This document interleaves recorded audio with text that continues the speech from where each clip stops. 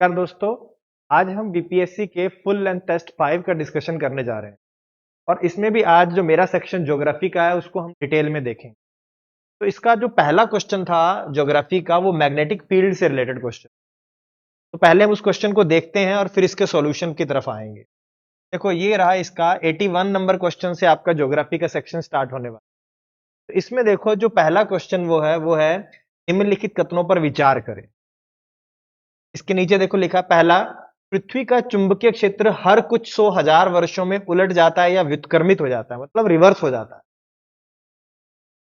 दूसरा, जब पृथ्वी का निर्माण 4,000 मिलियन वर्ष से अधिक पहले हुआ था तब 54% ऑक्सीजन थी और कोई कार्बन डाइऑक्साइड नहीं थी। दूसरा जो ऑप्शन है वो वायुमंडल की उत्पत्ति से संबंधित। तीसरा, जब जीवित जीवों की उत्पत्ति हुई तो उन्होंने पृथ्वी के प्रारंभिक वातावरण को संशोधित किया। ये भी वायुमंडल की उत्पत्ति से क्वेश्चन है कि जब अर्थ का जो प्राइमरी एनवायरमेंट था या यूं को एटमॉस्फेयर था उसको जब जीव आए तो उन्होंने धीरे धीरे उसमें चेंज लाना शुरू। तो अब इन सभी ऑप्शन को हमें एक एक करके देखना हो। तो सबसे पहली बात तो चुंबकीय क्षेत्र कुछ 100,000 वर्षों में व्युत्क्रमित होता है, तो इसको देख लेते हैं कि कंसेप्ट भी क्लियर हो जाए। तो अगर मैं पृथ्वी के चुंबकीय क्षेत्र की बात करूं, देखो इसको यहां से देखते हैं। तो पृथ्वी का चुंबकीय क्षेत्र है वो अर्थ का जो आउटर कोर है उसमें जो धातु हैं या यूं कहो आयरन और निकेल है वो वहां पर रोटेट कर रहे हैं वह वो गतिशील अवस्था में है। बाहर से देखें कि देखो पृथ्वी का जो इनर कोर है, ये रहा इनर कोर और ये देखो इसके ऊपर है आउटर कोर। तो ये जो आउटर कोर है इसमें जितने भी धातु हैं जैसे आयरन हुआ निकिल हुआ वो पिघलित अवस्था में है, गलित अवस्था में है। क्यों? क्योंकि उसका यहां का टेम्परेचर बहुत ज्यादा है, लगभग 6,000 डिग्री के आसपास इस आउटर कोर का टेम्परेचर है। तो इतने अधिक तापमान पर जो यहां पर फेरस और निकिल हैं वो पिघलित अवस्था में पिघल जाते हैं और वो आयनित फॉर्म में बदल जाते हैं, आयन बन जाते हैं, प्लस और नेगेटिव बन जाता है। तो पॉजिटिव नेगेटिव में वो कन्वर्ट हो जाते हैं, तो आयनित फॉर्म में है यहां पर जितनी भी धातुएं हैं। और इस आउटर कोर ये लिक्विड होने की वजह से इनमें कन्वेक्शन होता है। कन्वेक्शन का अर्थ होता है कि अधिक तापमान से कम तापमान की और संवहनीय धाराएं या इन धातुओं का इस तरह से प्रवाह होना स्टार्ट हो जाता है आउटर कोर में। तो जब ये धातुएं इस रूप में गतिशील होती हैं, दूसरा जब अर्थ रोटेट करती है तो इस रोटेशन की वजह से भी यहां पर गति उत्पन्न हो जाती है आउटर कोर में। तो पहला तो ये लिक्विड होने की वजह से यहां पर धातुओं में ये जो पिघलित धातुएं हैं उनमें संवहन होता है, कन्वेक्शन होता है, जिससे उनमें गतिशीलता आ जाती है। दूसरा, जब अर्थ रोटेट करती है तो भी ये सारा का सारा जो आउटर कोर में मटेरियल है वो गतिशील हो जाता है, उसमें गति आ जाती है। अब इसकी वजह से क्या होगा? देखो जब ये इस फॉर्म में गति करेंगे जो आयनित फॉर्म में धातुएं हैं तो उसकी वजह से विद्युत धारा उत्पन्न होती है, इसे बोलते हैं हम इलेक्ट्रिक करंट। क्योंकि यहां पर जितनी भी धातुएं हैं वो आयनित फॉर्म में है, प्लस और नेगेटिव में है। जब इस फॉर्म में जब धातुएं गति करती हैं तो वो इलेक्ट्रिक करंट को उत्पन्न करती हैं। और फिजिक्स का एक कंसेप्ट है, जब धातुएं या आयन आयन इस तरह से गति करेंगे तो चुंबकीय क्षेत्र उत्पन्न होता है, जिसे हम डायनमो इफेक्ट कहते हैं। देखो होता क्या है कि जब मान लो कि मैं यहां पर बताऊं आपको, ये इनर कोर है और ये बाहर वाला आउटर कोर है। यहां पर पिघलित धातुएं इस रूप में गति कर रही हैं, इनमें कन्वेक्शन करंट चल रहा है। तो जब इस तरह से ये पिघलित या गलित अवस्थाएं आयनित फॉर्म में जब इस तरह से रोटेट करेंगी तो इलेक्ट्रिक करंट उत्पन्न होता है। और जब इलेक्ट्रिक करंट इस तरह से बार बार चेंज होता है तो उससे मैग्नेटिक फील्ड उत्पन्न। तो कुल मिला के अगर मैं कहूं तो हमारे जो पृथ्वी का जो चुंबकीय क्षेत्र है उसके उत्पन्न होने का कारण ये आउटर कोर है, बाहरी कोर। तो बाहरी कोर में जो धातुएं इस रूप में गति कर रही हैं उनकी वजह से पृथ्वी का चुंबकीय क्षेत्र उत्पन्न होता है। इस रूप में देखो यहां पर ये आउटर कोर में आपको ये दिखाई दे रहा होगा इस तरह से, ये रेड कलर में ये जो घूम रहा है इस तरह से, ये धातुएं पिघलित अवस्था में आयनिक फॉर्म में पिघल रही हैं, घूम रही हैं। जब ये घूमेंगी तो इनकी वजह से ये देखो ये पूरा का पूरा हमारा मैग्नेटिक फील्ड उत्पन्न, ये जो रेखाएं आपको दिख रही हैं ये चुंबकीय रेखाएं हैं, चुंबकीय बल रेखाएं जिन्हें हम कहते हैं। तो यहां पर इस तरह से एक मैग्नेटिक फील्ड का निर्माण हो जाता है। इसको हम इस डायग्राम से देख सकते हैं। देखो ये यहां पर अगर मैं दिखाऊं आपको तो ये अर्थ है और अर्थ के चारों तरफ देखो, ये जो आपको लाइंस दिख रही हैं, ये अर्थ का मैग्नेटिक फील्ड है, चुंबकीय क्षेत्र है। और इस चुंबकीय क्षेत्र के उत्पन्न होने का हमने कारण देखा कि आउटर कोर में जो पिघलित अवस्था में धातुएं हैं वो घूम रही हैं, और जब वो घूमती हैं आयनित फॉर्म में तो इलेक्ट्रिक करंट जनरेट होता है, और जब इलेक्ट्रिक करंट इस तरह से चेंज होता है तो उसकी वजह से मैग्नेटिक फील्ड जनरेट होता है, जिसे डायनमो इफेक्ट कहा जाता है। और उस वजह से ये पूरा का पूरा आपका इस तरह से मैग्नेटिक फील्ड जनरेट होता है। और जहां से चुंबकीय बल रेखाएं बाहर निकलती हैं, देखो यहां पर आपने देखा होगा इस डायग्राम में, यहां पर डायरेक्शन देखो, ये चुंबकीय बल रेखाएं, इनकी डायरेक्शन ऐसे है। तो जहां से चुंबकीय बल रेखाएं बाहर निकलती हैं उसे नॉर्थ पोल कहा जाता है, नॉर्थ मैग्नेटिक पोल। तो ये जहां से चुंबकीय बल रेखाएं बाहर निकल रही हैं, ये नॉर्थ मैग्नेटिक पोल है। और जहां पर जाके प्रवेश कर रही हैं, एंटर कर रही हैं अर्थ में, उसे बोलते हैं साउथ मैग्नेटिक पोल। और इस डायग्राम में आपको दिख भी रहा होगा, देखो ये यहां पर नॉर्थ लिखा है और यहां पर साउथ, और एक मैग्नेट बनी हुई है, ये नॉर्थ है और ये उसका साउथ। तो यहां पर नॉर्थ मैग्नेटिक पोल है, यहां पर साउथ मैग्नेटिक पोल है। और एक चीज आपको एग्जाम की दृष्टि से ध्यान में रखना है कि ये देखो, ये जो आपको दिख रहा है ये ज्योग्राफिकल एक्सिस है हमारी। तो इसको मैं इस डायग्राम से समझाता हूं कि अगर मैं आपको बात करूं कि हमारी अर्थ है, तो अर्थ की बात करूं तो इसके बीचों बीच से जो प्लेन जाता है, जो इसको दो भाग में काटता है, इसको बोलते हैं वर्टिकल एक्सिस या वर्टिकल प्लेन, ऊर्ध्वाधर प्लेन। और ये जो होगा, ये बीचों बीच से दो पार्ट में काटेगा, इसको बोलते हैं हॉरिजॉन्टल प्लेन, क्षैतिज प्लेन। अब देखना, यहां पर अगर मैं बात करूं, अर्थ अपनी इस एक्सिस से, इस वर्टिकल एक्सिस से 23.5 डिग्री इस तरफ झुकी हुई है, और ये जो एंगल है ये है 23.5 का। कितना झुकी हुई है इस एक्सिस से, यूं अर्थ टिल्टेड है, इसे बोलते हैं अर्थ का टिल्ट होना। तो ये 23.5 डिग्री अपनी दाईं ओर इस तरह से अर्थ झुकी, और अर्थ जो रोटेट करती है इस तरह से घूमती जो है, वो इसी एक्सिस पे घूमती है। तो ये जो एक्सिस है 23.5 जो झुकी हुई है, इसे हम कहते हैं ज्योग्राफिकल एक्सिस, और इसी पर अर्थ गोल गोल घूम रही है। इस अक्ष को कहा जाता है ज्योग्राफिकल एक्सिस।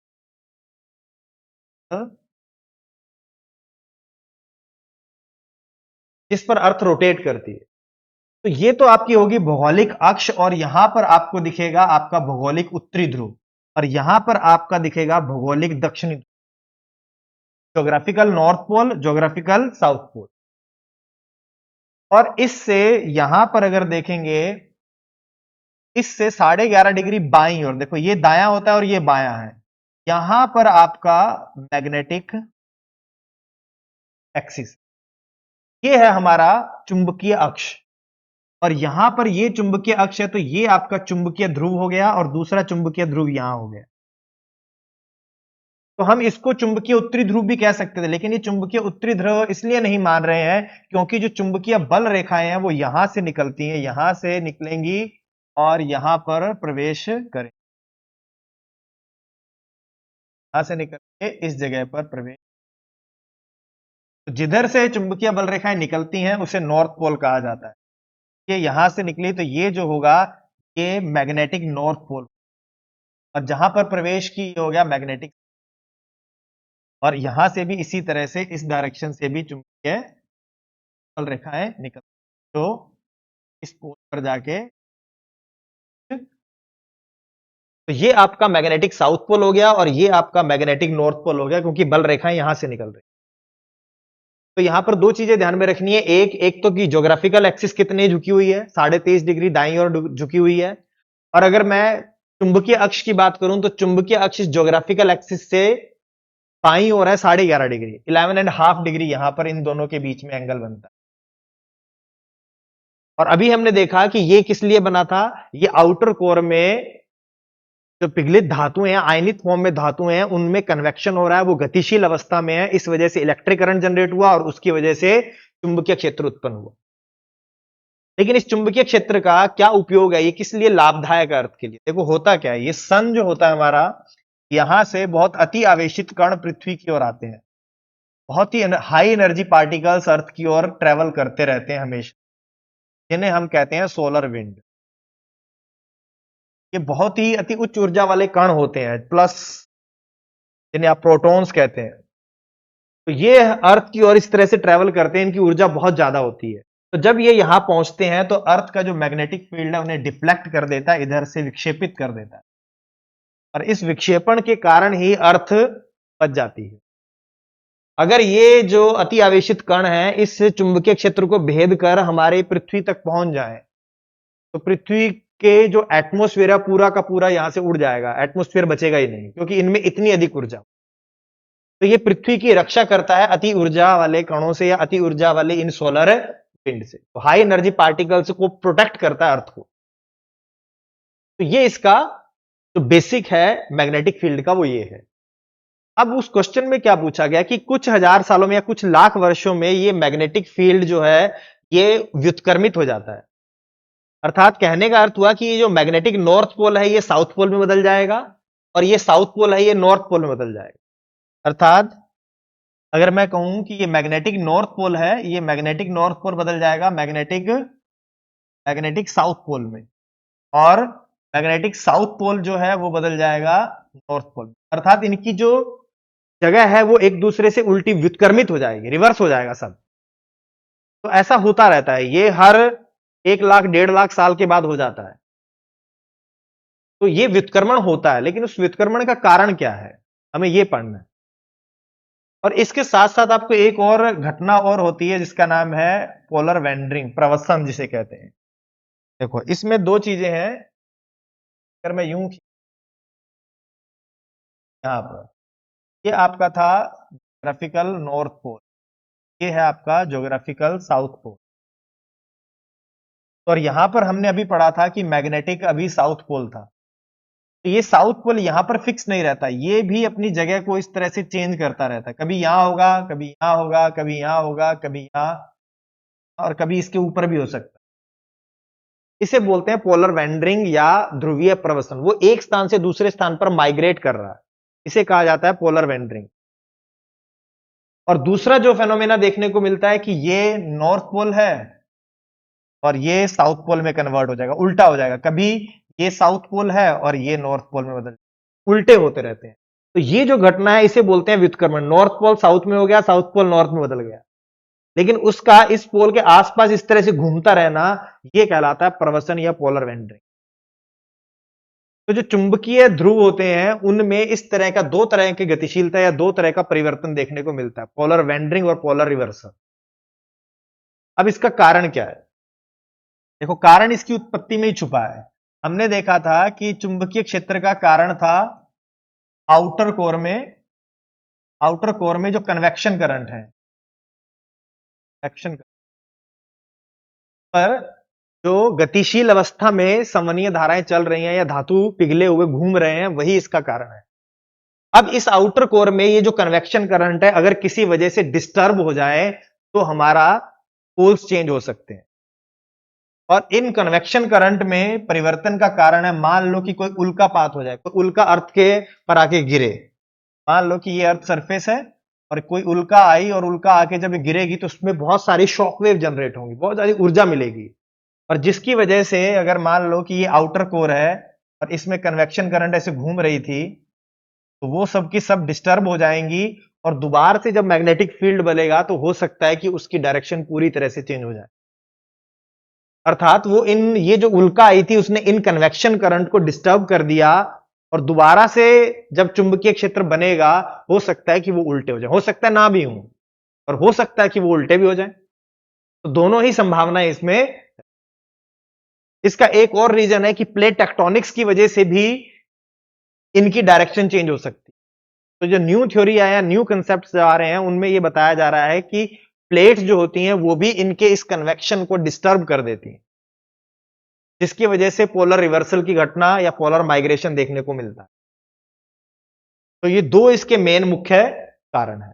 तो पहला अब अगर आए हम, तो हमें देखो, हमें सिर्फ इस तरह से नहीं पढ़ना है कि हमें सिर्फ आंसर देखना है, तो हमें पूरे कंसेप्ट को भी समझना है कि इसके आसपास अगर कोई भी क्वेश्चन आए तो हम उसे सॉल्व कर सकें। तो अगर अब मैं बात करूं इस पहले वाले की देखो, पृथ्वी का चुंबकीय क्षेत्र हर कुछ 100,000 वर्षों में व्युत्क्रमित हो जाता है, तो बात तो सही है कि हाँ हो जाता है, व्युत्क्रमण होता है, तो पहला तो सही हुआ। लेकिन दूसरा देखो क्या लिखा है, जब पृथ्वी का निर्माण 4,000 मिलियन वर्ष से अधिक पहले हुआ था तब 54% ऑक्सीजन थी और कोई कार्बन डाइऑक्साइड नहीं थी। ये कथन गलत है। देखो कैसे, जब पृथ्वी का प्रारंभिक वायुमंडल बना था तो उसमें सबसे ज्यादा जो गैसेस थी वो हाइड्रोजन थी और हीलियम। अब ये जो हाइड्रोजन हीलियम थी तो धीरे धीरे ये हाइड्रोजन और हीलियम थी अंतरिक्ष में विलीन हो गई, अंतरिक्ष में मिल गई। इसका रीजन क्या था? क्योंकि जो शुरुआती अर्थ थी बहुत ही गर्म थी, और अर्थ जब बहुत ज्यादा गर्म थी तो इन जो गैसेस थी इनकी जो गति थी वो भी बहुत ज्यादा थी। दूसरा, अर्थ जब प्रारंभिक अवस्था में बनी थी तो अर्थ का साइज बड़ा था, पिघलित अवस्था में थी, और बाद में वो कॉम्पैक्ट हुई। क्यों? क्योंकि ठोस हो गई, तो अर्थ की ग्रेविटी भी उतनी नहीं थी, अर्थ का जो गुरुत्वाकर्षण बल था वो भी कम था, तो वो इनको बांधे कैसे? वायुमंडल क्या होता है? वायुमंडल गैसीय एनवलप है, गैसीय आवरण है जो पृथ्वी के गुरुत्वीय बल की वजह से बंधा हुआ है अर्थ के साथ। अब अर्थ की ग्रेविटी ही कम थी और दूसरा उनकी गति ज्यादा थी, क्योंकि गैसेस तब गर्म थी, गर्म गैसेस थी तो उनकी गति ज्यादा थी। तीसरा, तब तक अर्थ का मैग्नेटिक फील्ड भी नहीं बना था, चुंबकीय क्षेत्र भी नहीं था, तो जो सोलर विंड्स आ रही थी उन्होंने भी इनको बहुत ज्यादा गति दी और ये अंतरिक्ष में विलीन हो गए। तो प्रारंभिक जो सबसे प्रारंभ इनिशियल जो हमारा एटमॉस्फेयर था उसमें हाइड्रोजन और हीलियम की प्रधानता थी, लेकिन ये सारे की सारी हाइड्रोजन और हीलियम अंतरिक्ष में विलीन हो गई। फिर उसके बाद हमारा दूसरा एटमॉस्फेयर बना। दूसरा एटमॉस्फेयर कैसे बना? जब धीरे धीरे अर्थ, मान लो कि ये प्रारंभिक अवस्था में अर्थ इस तरह से गलित अवस्था में थी, पिघली हुई अवस्था में थी, लेकिन धीरे धीरे अब ये सॉलिड होनी स्टार्ट हुई, तो इसकी सबसे ऊपर की परत जो क्रस्ट है वो बनी, वो सॉलिड थी। ऊपरी भाग था ये सबका सब सॉलिड बन गया, सॉलिड क्रस्ट का फॉर्मेशन हुआ, लेकिन अंदर का पार्ट अभी भी लिक्विड था, तरल अवस्था में था।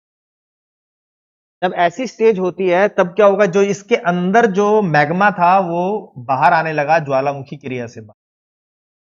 हर जगह इस तरह का प्रोसेस, ज्वालामुखी क्रिया होने लगी और मैग्मा अर्थ सरफेस पर आने, क्योंकि गैसेस थी वो नीचे से धक्का मार रही थी क्योंकि ऊपर से सॉलिड हो गया है, तो जो अंदर गैस थी मैग्मा में ट्रैप थी वो अब बाहर की ओर पुश करने लगी, और इस प्रोसेस से ज्वालामुखी क्रिया हुई। और इस प्रोसेस से क्या हुआ, इसके अंदर जो गैसेस थी उसमें CO2, वाटर वेपर, नाइट्रोजन, ये गैसेस वायुमंडल में आई और हमारा सेकेंडरी एटमॉस्फेयर का निर्माण किया, द्वितीयक वायुमंडल का निर्माण।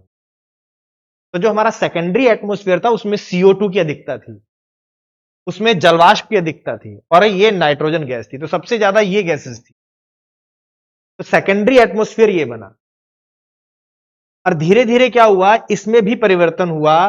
अब होता क्या गया, धीरे धीरे वर्षा होने लगी, अर्थ ठंडी होने लगी, और ये जो वाटर वेपर, जलवाष्प थी जो वायुमंडल में पहुंच गई थी, इससे अब वर्षा होने लगी।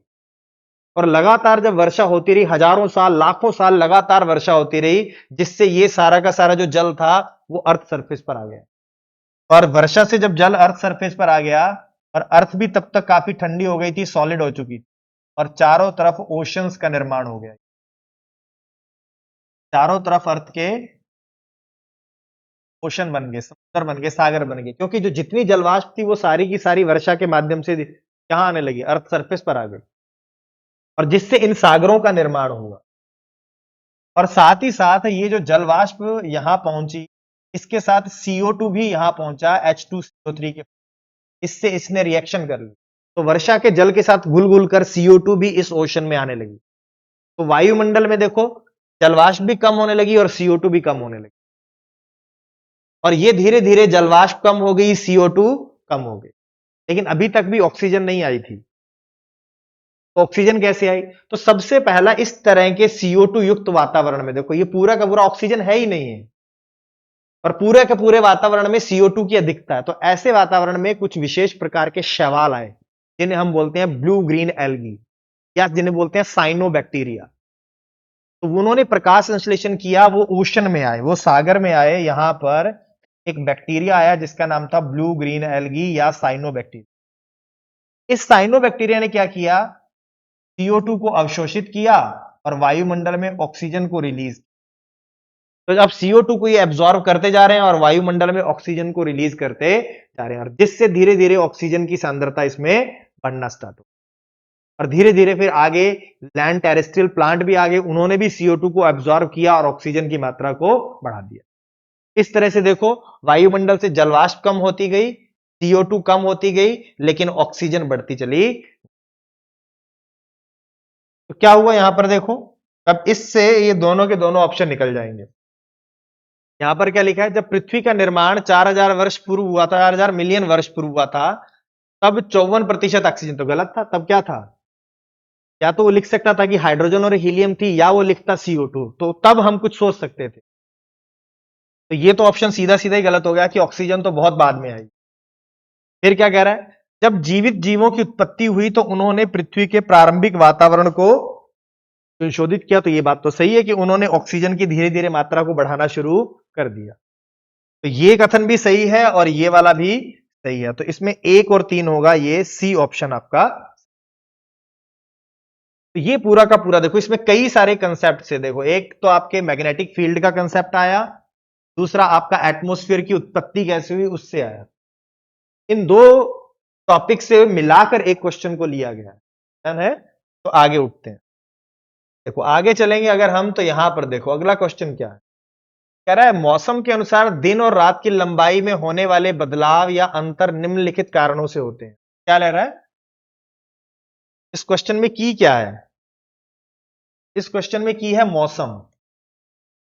कह रहा है मौसम के अनुसार दिन और रात की लंबाई में होने वाले बदलाव या अंतर निम्नलिखित कारणों से, मतलब वो कह रहा है कि मौसम में परिवर्तन कैसे होता है, क्योंकि जैसे जैसे मौसम में चेंज होगा दिन और रात की लंबाई में अंतर होता रहता है। हम देखते ही हैं गर्मियों में दिनों की लंबाई बढ़ जाती है और सर्दियों में रात की। तो उसका क्या कारण है, तो एक तरह से वो पूछ रहा है कि मौसम कैसे परिवर्तित होता है। आगे देखते हैं, उसका कारण पूछ रहा है। सबसे पहला, पृथ्वी का अपनी धुरी पर घूमना, मतलब अपनी अक्ष पर रोटेट करना। तो मौसम का तो इससे क्या रिलेट है, इसका संबंध तो दिन और रात से, कि पृथ्वी अपनी एक्सिस पर घूम रही है, इस तरह से रोटेट कर रही है, ये अर्थ है, और ये अपनी एक्सिस पर रोटेट कर रही है। यहां पर सन है, सूर्य है। तो जब यहां पर आएगा तो ये वाला भाग ये दिन होगा, यहां पर डे होगा और यहां पर नाइट होगा। और जब ये घूमेगी, जब ये वाला पार्ट यहां आएगा तो यहां पर दिन हो जाएगा, ये वाला पार्ट यहां चला जाएगा तो इसमें रात हो जाएगी। तो इस अपनी अक्ष पर घूमने का संबंध तो दिन और रात से है मेनली। दूसरा ऑप्शन देखते हैं, पृथ्वी का सूर्य के चारों ओर अंडाकार तरीके से चक्कर लगाना। तो ये तो बात सही है कि ये पृथ्वी सूर्य के चारों ओर चक्कर लगाती है। अर्थ क्या करती है, ये मान लो सन है और अर्थ इसके चारों तरफ इस तरह से परिक्रमा करती है, इसकी वजह से मौसम चेंज होते हैं। मान लो कि यहां पर मार्च जून था, मार्च यहां से शुरू, मार्च, मार्च के बाद जून, फिर और फिर, तो इस तरह से वो जब सूर्य की परिक्रमा करती है, ये सन है, तो आपका क्या होगा, मौसम में परिवर्तन होगा। क्यों, क्योंकि देखो मार्च में सूर्य की किरणें इक्वेटर पर सीधी पड़ती हैं, जून में 23.5 डिग्री उत्तरी पर पड़ती हैं, सितंबर में फिर इक्वेटर पर सूर्य की किरणें सीधी चमकती हैं, और दिसंबर में 23.5 डिग्री दक्षिणी पर सीधी चमकती हैं। तो इस तरह से क्या होगा, मौसम परिवर्तित होता रहता है। लेकिन अभी आगे भी पढ़ते हैं, देखो स्थान की अक्षांशीय स्थिति, लेकिन मौसम का तो इससे कोई लेना नहीं, अक्षांशीय स्थिति का प्रभाव होता है लेकिन मौसम में तो उसका कोई रोल नहीं है। अब अगला देखो, पृथ्वी का झुके हुए अक्ष पर चक्कर लगाना, पृथ्वी का झुके हुए अक्ष पर चक्कर लगाना। देखो अब इसको समझने की जरूरत है। मान लो कि ये सन है और अगर मैं कहूं कि ये इस तरह से अर्थ होती और ये झुकी ना होती, इस तरह से सीधी होती, तो हमेशा क्या रहता, ये वाला पार्ट हमेशा इसके सामने रहता, जीरो, सीधी किरणें यूं ही, और यहां पर भी अगर पहुंचता यूं रहता तो सूर्य की किरणें सीधी एक ही भाग पर, हमेशा कंडीशन एक जैसी रहती। यहां होता तब भी यही कंडीशन रहती, यहां होता तब भी यही कंडीशन रहती। तो मौसम में परिवर्तन नहीं होता, लेकिन रीजन क्या है कि जब ये सूर्य है अर्थ अपनी एक्सिस पर यूं टिल्ट है, इस वजह से होता है कि कभी तो कोई भाग पृथ्वी का सामने आ जाता है और कभी कोई भाग।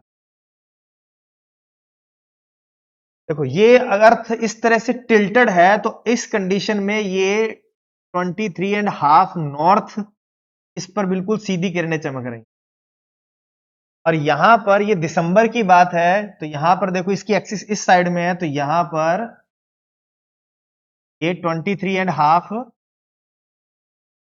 साउथ पर सीधी किरणें सीधी चमक। इसका रीजन क्या हुआ कि ये अपनी अक्ष पर इस तरह से टिल्ट है।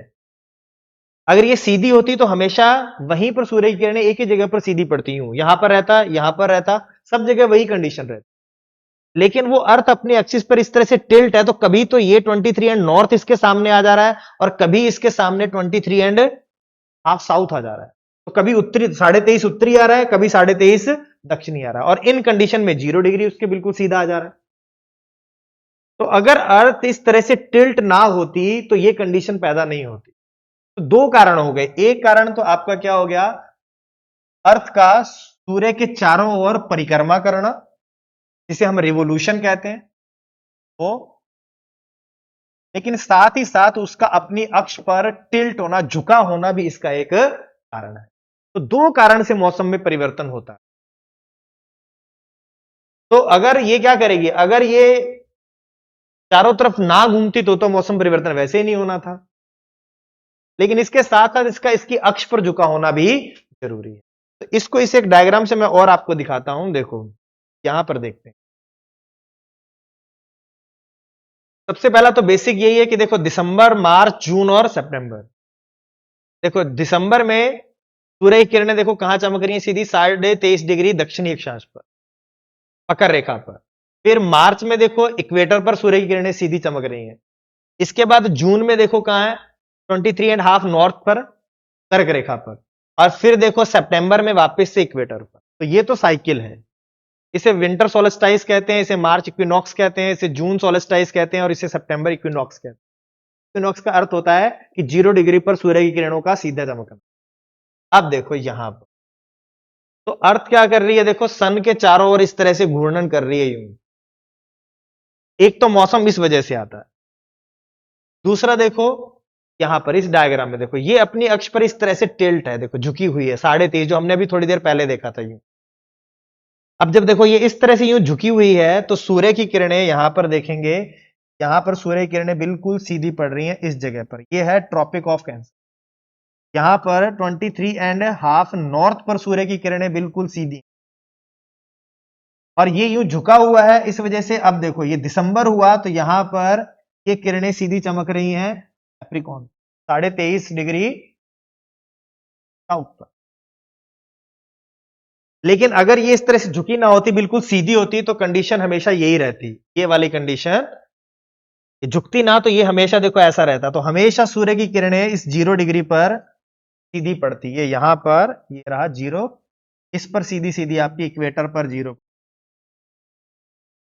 ये कंडीशन हमेशा बनी रहती, यही वाली रहती अगर वो ना झुकती। लेकिन अगर झुकी होने की वजह से कभी तो ये कंडीशन पैदा हो रही है और कभी ये वाली कंडीशन उत्पन्न हो जा रही है यहां पर, और दूसरा तो ये ध्यान में रखना। अभी इनके साथ साथ आपको एक दो चीजें और भी ध्यान में रखनी है कि इनके साथ साथ एक और चीज होती है जिसको ध्यान में रखना है, उसे बोलते हैं पैरेललिज्म। तीसरा जो शब्द होता है वो है पोलैरिटी भी बोलते हैं।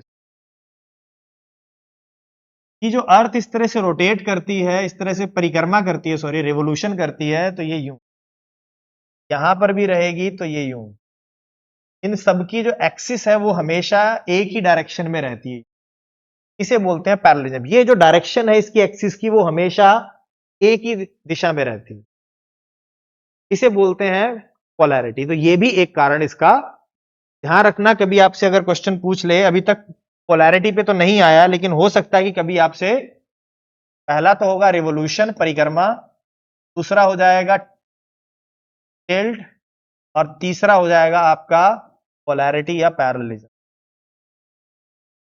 तीन कारण मेन है जो आपको ध्यान में रखने जिससे मौसम परिवर्तित। तो यहां पर देखो इस ऑप्शन में अब हम देखें क्या लिखा है, कह रहा पृथ्वी का झुके हुए अक्ष पर चक्कर लगाना, कि वो टिल्टेड एक्सिस है उस पर उसका रिवोल्यूशन करना ही इसका कारण है। तो इसका ऑप्शन होगा। थोड़ा सा ये कंसेप्चुअल है, हर साल इससे यूपीएससी में भी क्वेश्चन आ रहा है, तो थोड़ा ट्रिकी होता है ये। अब आते हैं, देखो यहां पर क्वेश्चन, ये वायुमंडल से देखो फिर से है। सामान्यतः पृथ्वी की सतह से ऊंचाई बढ़ने के साथ तापमान घटता है। देखो क्या लिखा है, सामान्यतः पृथ्वी की सतह से ऊंचाई बढ़ने के साथ तापमान बढ़ता है क्योंकि नंबर एक, वायुमंडल को पृथ्वी की सतह से ऊपर की ओर ही गर्म किया जा सकता है।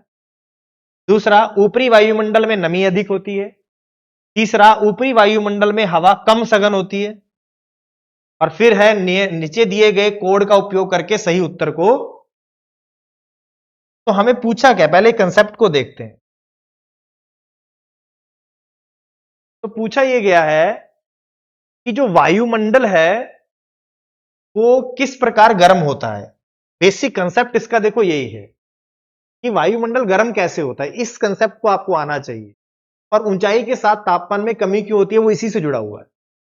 तो देखो, ऊंचाई के साथ तापमान घट रहा है, घट रहा है। आपने देखा होगा यहां पर क्षोभ मंडल में ऊंचाई के साथ तापमान में कमी आती है, फिर समताप मंडल में ऊंचाई के साथ तापमान में वृद्धि होती है, फिर मध्य मंडल में फिर से कमी होती है, और फिर तापमंडल में फिर से वृद्धि होती है। इसी तापमान के घटने बढ़ने के आधार पर ही वायुमंडल को अलग अलग लेयर्स में बांटा गया, क्षोभ मंडल, समताप मंडल, मध्य मंडल और तापमंडल। तो सबसे जो निचली लेयर है हमारी क्षोभ मंडल है, उसमें ऊंचाई के साथ तापमान में कमी पाई। तो यहां तक तो एक बात आपको बेसिक आनी चाहिए। अब हमें देखना है कि क्षोभ मंडल में ऊंचाई के साथ तापमान में कमी क्यों आती है। तो उसका कारण क्या है, ये अर्थ है हमारी, ये अर्थ सरफेस हो गई।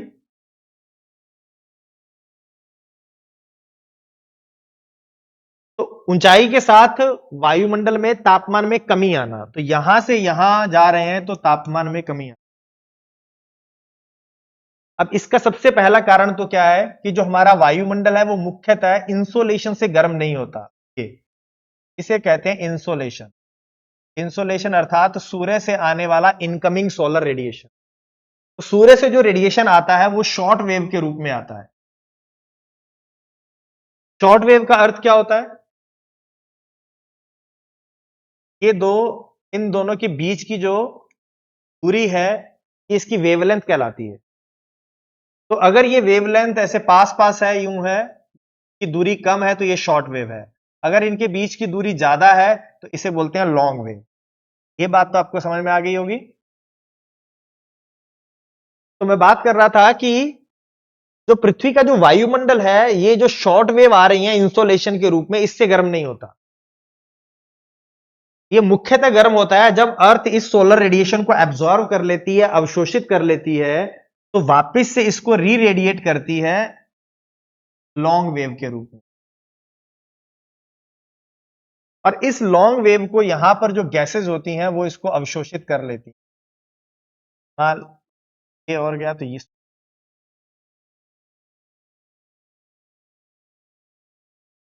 तो अर्थ जो होती है वो सूर्य से आने वाली इनकमिंग सोलर रेडिएशन या शॉर्ट वेव से अर्थ का एटमॉस्फेयर मुख्यतः गर्म नहीं होता।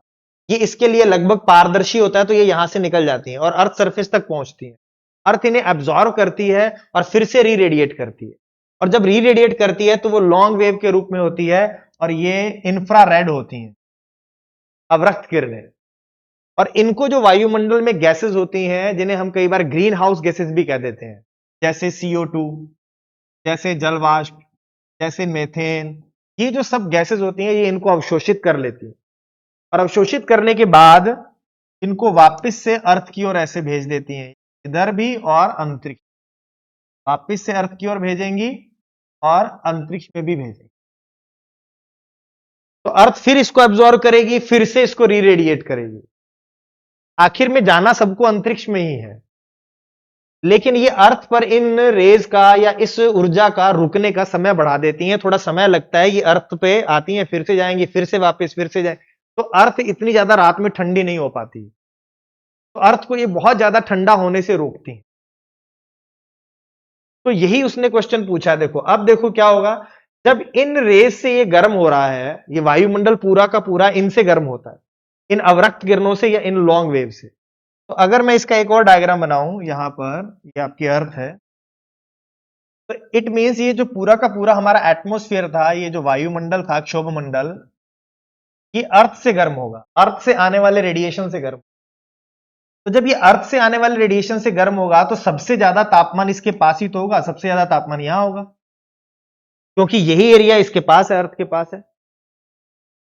तो जब जैसे ही यहां से रेडिएशन होने लगेगा तो यहां की जो गैसेस होंगी वो यहां से इस रेडिएशन को एब्जॉर्ब कर लेंगे, तो ये अधिक मात्रा में एब्जॉर्ब करेंगे क्योंकि पास में है।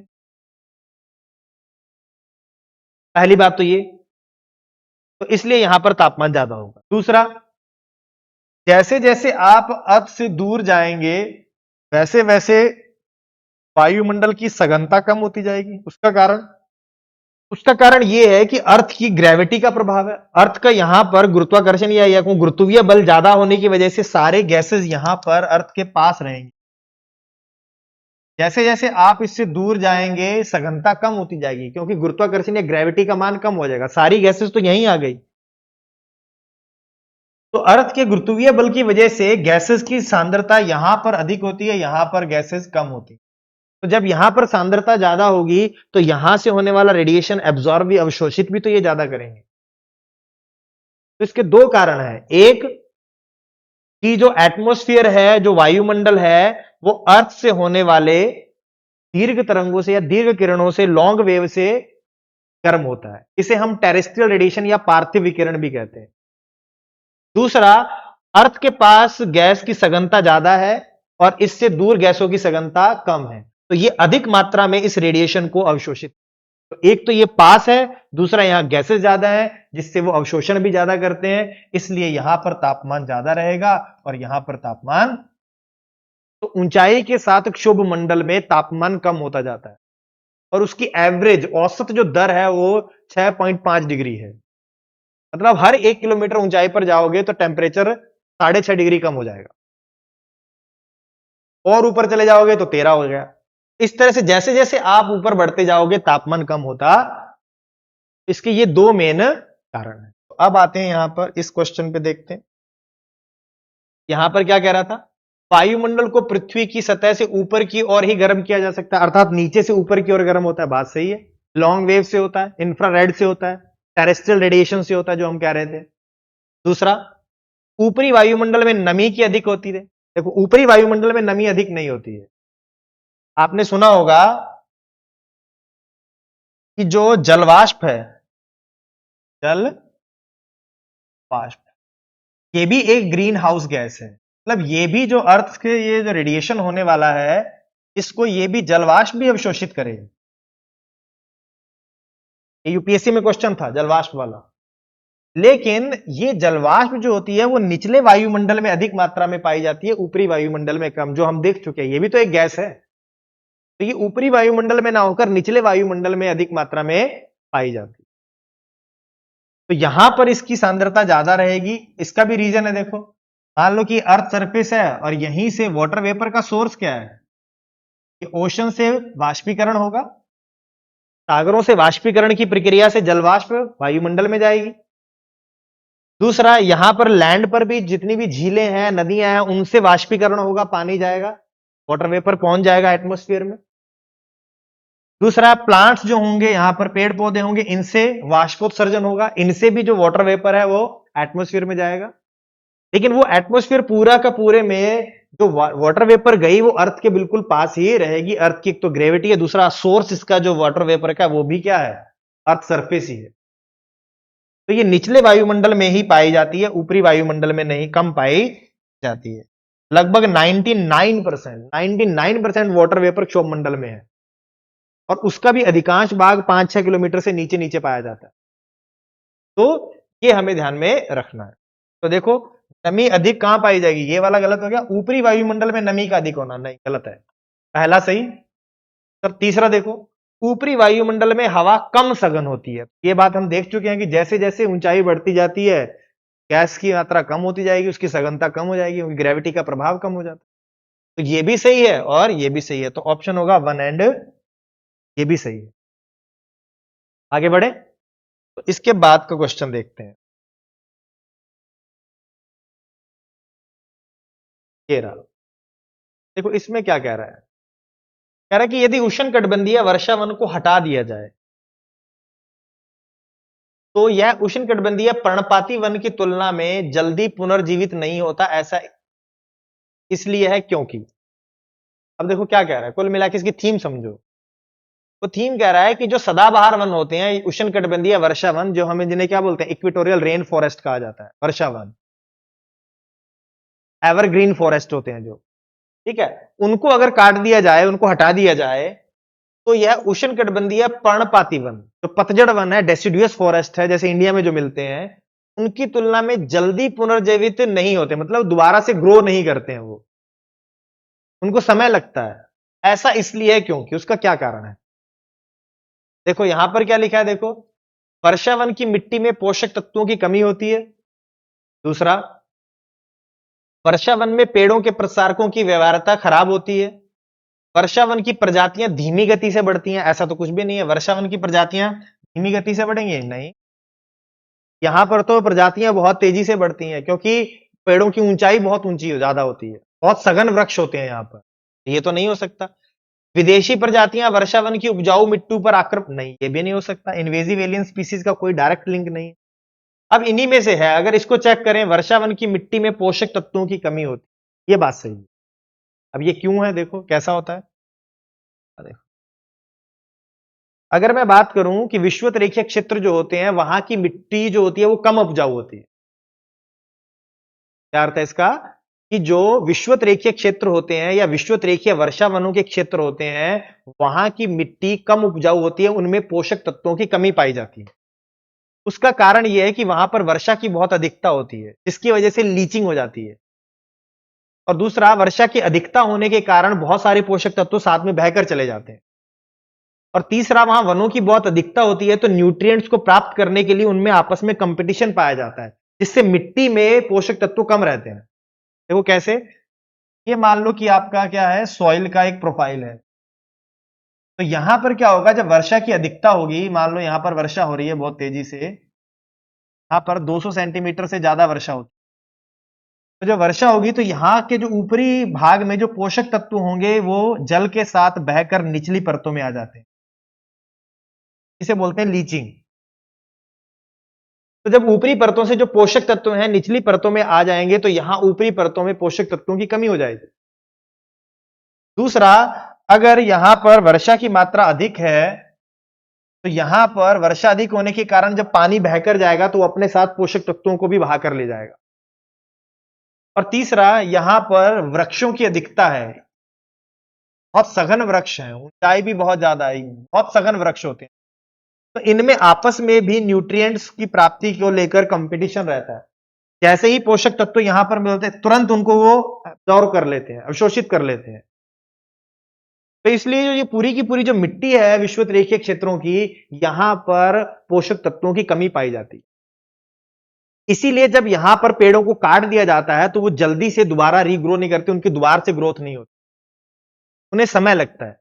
इनके कंपैरेटिवली जो पतझड़ वन है वो तेजी से ग्रो कर जाते हैं, क्योंकि वहां पर जो मिट्टी है उनमें पोषक तत्वों की इतनी कमी नहीं होती जितनी इनमें होती। तो ये आपका इसका रीजन है। अब हम उस क्वेश्चन को देख लेते हैं। देखो यहां, तो ये रहा, वर्षा वन की मिट्टी में पोषक तत्वों की कमी होती, ये इसका एक मुख्य कारण है। ठीक है, इससे आगे बढ़ते हैं। देखो, भारत की लैटराइट मिट्टी के बारे में निम्नलिखित में से कौन सा कथन सही है। तो ये लैटराइट मिट्टी के बारे में क्वेश्चन आपसे पूछा गया है। तो देखो ये क्या कह रहा है इसमें, पहला, ये आमतौर पर लाल रंग की होती है, सामान्यतः इनका कलर रेड होता है। दूसरा, इनमें नाइट्रोजन और पोटास से भरपूर होती हैं। तीसरा, ये राजस्थान और यूपी में अच्छी तरह से विकसित है। और चौथा, ये टेपियोका और काजू इन मिट्टी पर अच्छी तरह से उगते हैं। तो सबसे पहला तो हमें ये देखना होगा कि जो सबसे बेसिक है वो तो सही है कि इनका रंग लाल होता है, ये तो सबको ही पता है कि इनका कलर क्या होता है। एक नंबर तो सही है ही है। तो अगर एक सही है तो ये दो ऑप्शन हो गए, सी और ए। देखो इनमें 2 3 4 है, इनमें 2 और 3 है, तो एक तो है ही नहीं, तो ये तो ऑप्शन हो ही नहीं सकते बी और डी। अब बचता है 1 2 3 और 1 और 4। अब देखो 1 2 और 3 नाइट्रोजन और पोटास से भरपूर होती हैं। ये तो हम पढ़ चुके होते हैं कि इनमें न्यूट्रिएंट्स की मात्रा कम होती है। अभी बताता हूं क्यों होती है। पोषक तत्वों की नाइट्रोजन और पोटास से भरपूर नहीं होती है, इनमें इनकी कमी पाई जाती है, इतनी उपजाऊ मृदाएं नहीं होती हैं ये। दूसरा, ये राजस्थान और यूपी में अच्छी तरह से विकसित है। तो बताओ ये इन जगह की जो क्लाइमेट है वो लैटराइट मिट्टी के विकास के अनुकूल ही नहीं है। तो हमें पता होना चाहिए कि लैटराइट मिट्टी का विकास कहां होता है। एक तरह से उसने ये पूछा कि क्या कंडीशंस है। तो अगर हम बात करें लैटराइट सॉइल पे, देखो लैटराइट मिट्टी की बात करें तो लैटराइट मिट्टी का निर्माण मानसूनी जलवायु में होता है, विशेषकर जहां पर शुष्क और आर्द्र ऋतुएं एकांतर क्रम में आती हैं। मतलब एक बार एक ऋतु आर्द्र आएगी, उसके बाद शुष्क ऋतु आएगी।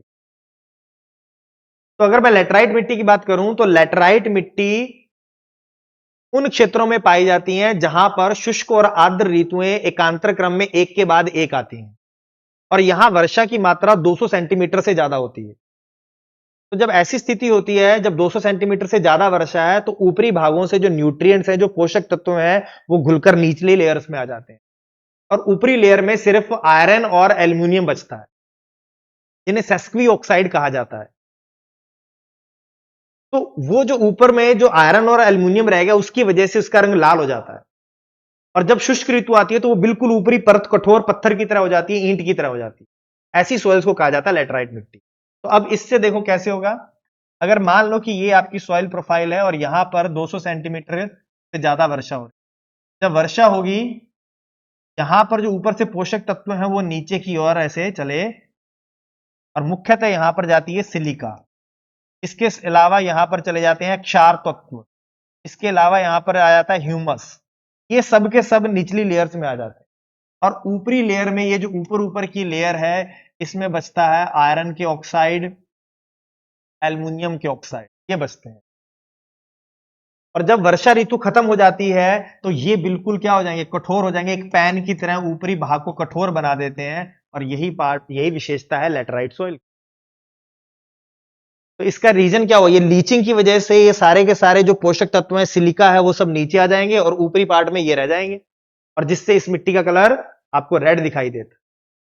तो अगर मैं बात करूं तो क्या ये उपजाऊ मृदा होगी, सभी तो पोषक तत्व नीचे आ गए, तो ये उपजाऊ, इसकी उपजाऊपन कम होता है। दूसरा, इसका कलर रेड होता है। तीसरा, देखो ये 200 सेंटीमीटर या उससे ज्यादा वर्षा वाले क्षेत्रों में होती है। तो क्या यूपी और राजस्थान में होगा, नहीं होगा। तो यहां पर देखो इस ऑप्शन में कि नाइट्रोजन और पोटाश से भरपूर होती हैं, तो ये तो नहीं हो सकता। दूसरा, राजस्थान और यूपी में अच्छी तरह से विकसित हो सकती है, यहां वर्षा ही नहीं इतनी होती है, यहां पर इसका विकास हो सके। तो कौन सा हो गया, 1 और 4। तो यह ऑप्शन होगा सी 1 एंड 4। तो देख लेंगे, आगे बढ़ते हैं। देखो यहां पर लिखा है कि हिमालय पर्वतमाला प्रजातियों की विविधता में बहुत समृद्ध है। यहां पर जो स्पीसीज डायवर्सिटी है वो बहुत ज्यादा है। निम्नलिखित में से कौन सा इस घटना का सबसे उपयुक्त कारण है। कौन सा कारण है यहां पर कि यहां पर इतनी ज्यादा प्रजातियां पाई जाती हैं। देखो दूसरा क्वेश्चन देखना, यहां बहुत अधिक वर्षा होती है जो प्रचुर मात्रा में वनस्पति के विकास को बढ़ावा देती है, यह भी सही हो सकता है। दूसरा, यह विभिन्न जैव भौगोलिक क्षेत्रों का संगम है। तीसरा, इस क्षेत्र में विदेशी और आक्रामक प्रजातियां नहीं पाई जाती, तो ये तो सीधा सीधा खत्म ही हो गया कि यहां नहीं पाई जाती। क्यों नहीं पाई जाती, इनका प्रभाव हर जगह देखने को मिलता है। तीसरा, यहां मानवीय हस्तक्षेप कम है, ये भी गलत है। मानवीय हस्तक्षेप तो ऐसे कोई जगह नहीं है जहां पर अब ना हो। तो ये हॉटस्पॉट है, हिमालय भी एक हॉटस्पॉट है और वेस्टर्न घाट भी एक हॉटस्पॉट है। तो यहां पर मानवीय हस्तक्षेप बहुत ज्यादा देखने को मिल रहा है। आप इसकी परिभाषा पढ़ेंगे हॉटस्पॉट में, तो उसमें लिखा होता है कि कितने परसेंट वहां के हैबिटेट का डिस्ट्रक्शन हो चुका है। तो ये ऐसा नहीं है कि यहां पर मानवीय हस्तक्षेप नहीं होगा, तो ये दोनों तो नहीं होंगे। अब बात करते हैं इसकी कि वर्षा बहुत अधिक होती है जिससे प्रचुर वनस्पति का विकास होता है। दूसरा देखो, यहां विभिन्न जैव भौगोलिक क्षेत्रों का संगम है। देखो बायोजोग्राफिकल रीजन, अलग अलग बायोजोग्राफिकल रीजन जो होंगे उनकी क्या होती है, अलग अलग विशेषताएं, उनकी अपनी अपनी प्रजातियां हैं। तो देखो हिमालय के निचले वाले पार्ट में ट्रॉपिकल सब ट्रॉपिकल एरिया पड़ गया, ऊपर वाले पार्ट में टेम्परेट, दोनों का यहां पर संगम है, और ऊंचाई के हिसाब से भी यहां पर टेम्परेचर में चेंज होता रहता है। तो यहां पर अलग अलग बायोजियोग्राफिकल रीजन जो होते हैं वो आपस में कन्वर्ज करते हैं, मिलते हैं। इसकी वजह से यहां पर प्रजातीय विविधता ज्यादा पाई जाती है। तो इसका कारण ज्यादा कौन सा होगा? ये बी वाला ऑप्शन इसका, ये इसका कारण था। अब आगे बढ़ते हैं अगले क्वेश्चन। अब आता है, देखो, महासागरों का अम्लीकरण बढ़ रहा है, यह घटना चिंता का विषय क्यों? Ocean acidification. देखो इसमें क्या लिखा है, कैलकेरियस फाइटोप्लैंक्टन की वृद्धि और अस्तित्व पर प्रतिकूल प्रभाव पड़ेगा। कैलकेरियस का मतलब क्या होगा? कैल्शियम युक्त फाइटोप्लैंक्टन, ठीक है, जिनमें कैल्शियम पाया जाता है। दूसरा, प्रवाल भित्तियों की वृद्धि और अस्तित्व पर प्रतिकूल प्रभाव पड़ेगा। तीसरा, फाइटोप्लैंक्टन लार्वा वाले कुछ जानवरों के अस्तित्व पर प्रतिकूल प्रभाव पड़ेगा। चौथा, क्लाउड सीडिंग और बादलों के निर्माण पर प्रतिकूल प्रभाव पड़ेगा। और फिर इसने आगे क्या लिखा है, इनमें से कौन से सही हैं? अब हमें देखना है आगे कि 1 2 3 है, केवल 2 है, 1 3 है, 1 2 3 4 है। तो हमें सबसे पहले तो सागरीय अम्लीकरण के बारे में पता होना चाहिए कि सागरीय अम्लीकरण क्या है। तो अगर हम सागरीय अम्लीकरण की बात करें, ओशन एसिडिफिकेशन की, देखो सागरीय अम्लीकरण क्या है? सागरीय अम्लीकरण का अर्थ होता है कि महासागरों में हाइड्रोजन आयंस की सांद्रता का बढ़ जाना। और महासागरों में हाइड्रोजन आयन की सांद्रता के बढ़ने का कारण वायुमंडल में CO2 की सांद्रता का बढ़ना है। कि मानवीय गतिविधियों से, एंथ्रोपोजेनिक रीजन से, जैसे हम फॉसिल फ्यूल की बर्निंग कर रहे हैं, डिफोरेस्टेशन कर रहे हैं, फॉरेस्ट फायर हो रही है, एग्रीकल्चर, इन सब प्रोसेस से CO2 वायुमंडल में बढ़ रही है। और वायुमंडल में जब कार्बन डाइऑक्साइड बढ़ती है तो अंत में CO2 को एब्जॉर्ब करते हैं ओशन। जितना हम CO2 का एमिशन करते हैं, लगभग उसका 30% CO2 का एमिशन महासागरों के द्वारा किया जाता है। तो वो अंत में जो CO2 थी वो पहुंच गई महासागरों में। और जब महासागरों में पहुंचती है तो वहां पर केमिकल रिएक्शंस होती हैं, जिसकी वजह से हाइड्रोजन आयन की सांद्रता बढ़ती जाती है। तो इसे कहा जाता है सागरीय अम्लीकरण। और उससे क्या होता है, उस प्रोसेस से जितने भी कैल्शियम युक्त जीव हैं, जिनका कंकाल कैल्शियम का बना है, जिनका खोल कैल्शियम का बना है, वो पानी में घुलने लगता है। और जितने भी, जिन्हें बोलते हैं कैलकेरियस एनिमल, जिनके अंदर कैल्शियम का खोल होता है या उनके जो स्केल्टन होता है, कंकाल होता है, वो कैल्शियम का बना होता है। जितने भी कैल्शियम युक्त जीव होंगे, उनका खोल या उनकी यूं कहे उत्तरजीविता पर विपरीत प्रभाव पड़ता है, कमजोर होने लगते हैं। आपकी कोरल है, कोरल के जो शेल्स होंगे, तो उनके चारों तरफ उनका आवरण होता है, वो कमजोर होने लगेगा, जिससे जो कोरल है उसकी जो कोरल विरंजन है वो होने लगेगा। उनकी बीमारियों से लड़ने की जो क्षमता है वो कम हो जाएगी। और साथ ही साथ बहुत सारे ऐसे जीव हैं जिनका खोल या कंकाल कैल्शियम का नहीं बना, लेकिन उनका बिहेवियर चेंज हो जाता है, उनको दिखाई देना कम हो जाता है, उनका जो प्रजनन तंत्र है उस पर विपरीत प्रभाव पड़ता है। तो इस तरह के जो प्रभाव हैं वो जीवों पर दिखाई देने लगते हैं, कैल्शियम युक्त जीवों पर और जो नॉन कैल्शियम युक्त जीव हैं उन पर। तो कुल मिला के है क्या? कुल मिला के यही है कि जो ओशन है, ओशन में CO2 प्रवेश करती है। अब जब CO2 प्रवेश करती है तो ये CO2 H2O के साथ रिएक्शन करती है और बनाती है H2CO3। और ये जो H2CO3 है ये टूट जाता है H प्लस में और HCO। अब जब ये CO2 बढ़ेगी तो ये H2CO3 बढ़ेगा और इससे ये H प्लस आयन की सांद्रता भी बढ़ती जाती है। और ये H प्लस आयन की सांद्रता बढ़ना ही ओशन एसिडिफिकेशन, और जिसकी वजह से जीवों के जो कैल्शियम युक्त जीव है उनके खोल के निर्माण की, कंकाल निर्माण की क्षमता कम होती जाती है, कमजोर हो जाती है। और उनके जो खोल हैं या जो उनके आवरण हैं, कंकाल हैं, वो भी कमजोर होने लगते हैं, खुलने लगते हैं पानी के अंदर। तो जिनसे उनकी उत्तरजीविता पर खतरा उत्पन्न हो जाता है, पूरी की पूरी फूड चेन पर संकट उत्पन्न हो जाएगा। तो यही उसने इस क्वेश्चन में पूछा है सार में। देखो ये रहा, यहां पर वो कह रहा है कि कैलकेरियस फाइटोप्लैंक्टन की वृद्धि और अस्तित्व पर प्रतिकूल प्रभाव पड़ता है। सही कह रहा है, कौन से हैं ये?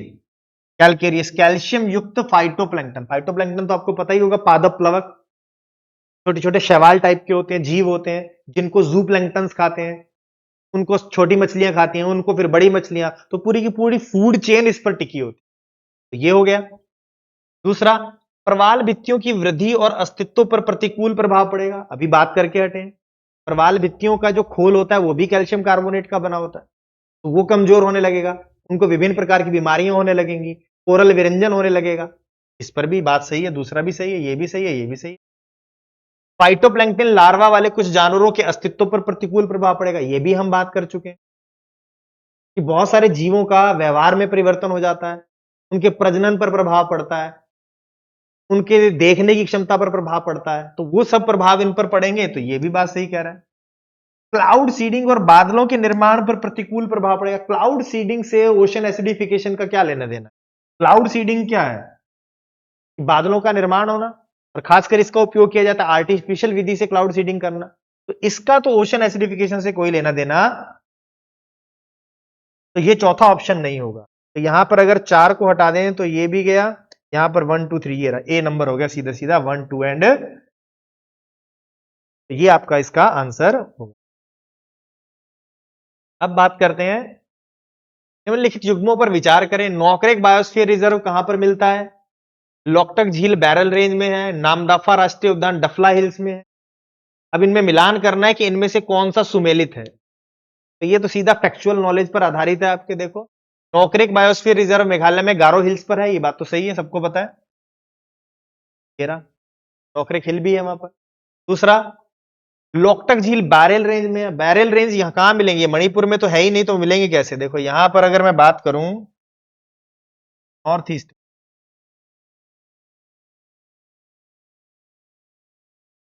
तो यहां पर आपका गारो खासी जयंतिया है, और यहां पर है बारेल हिल इस जगह पर, और इधर आपकी नागा हिल, मणिपुर हिल और ये सब है, यहां पर ये हिल्स चली आ रही हैं, तो इन दोनों को मिलाने वाली यहां पर है बारेल हिल्स इस जगह पर।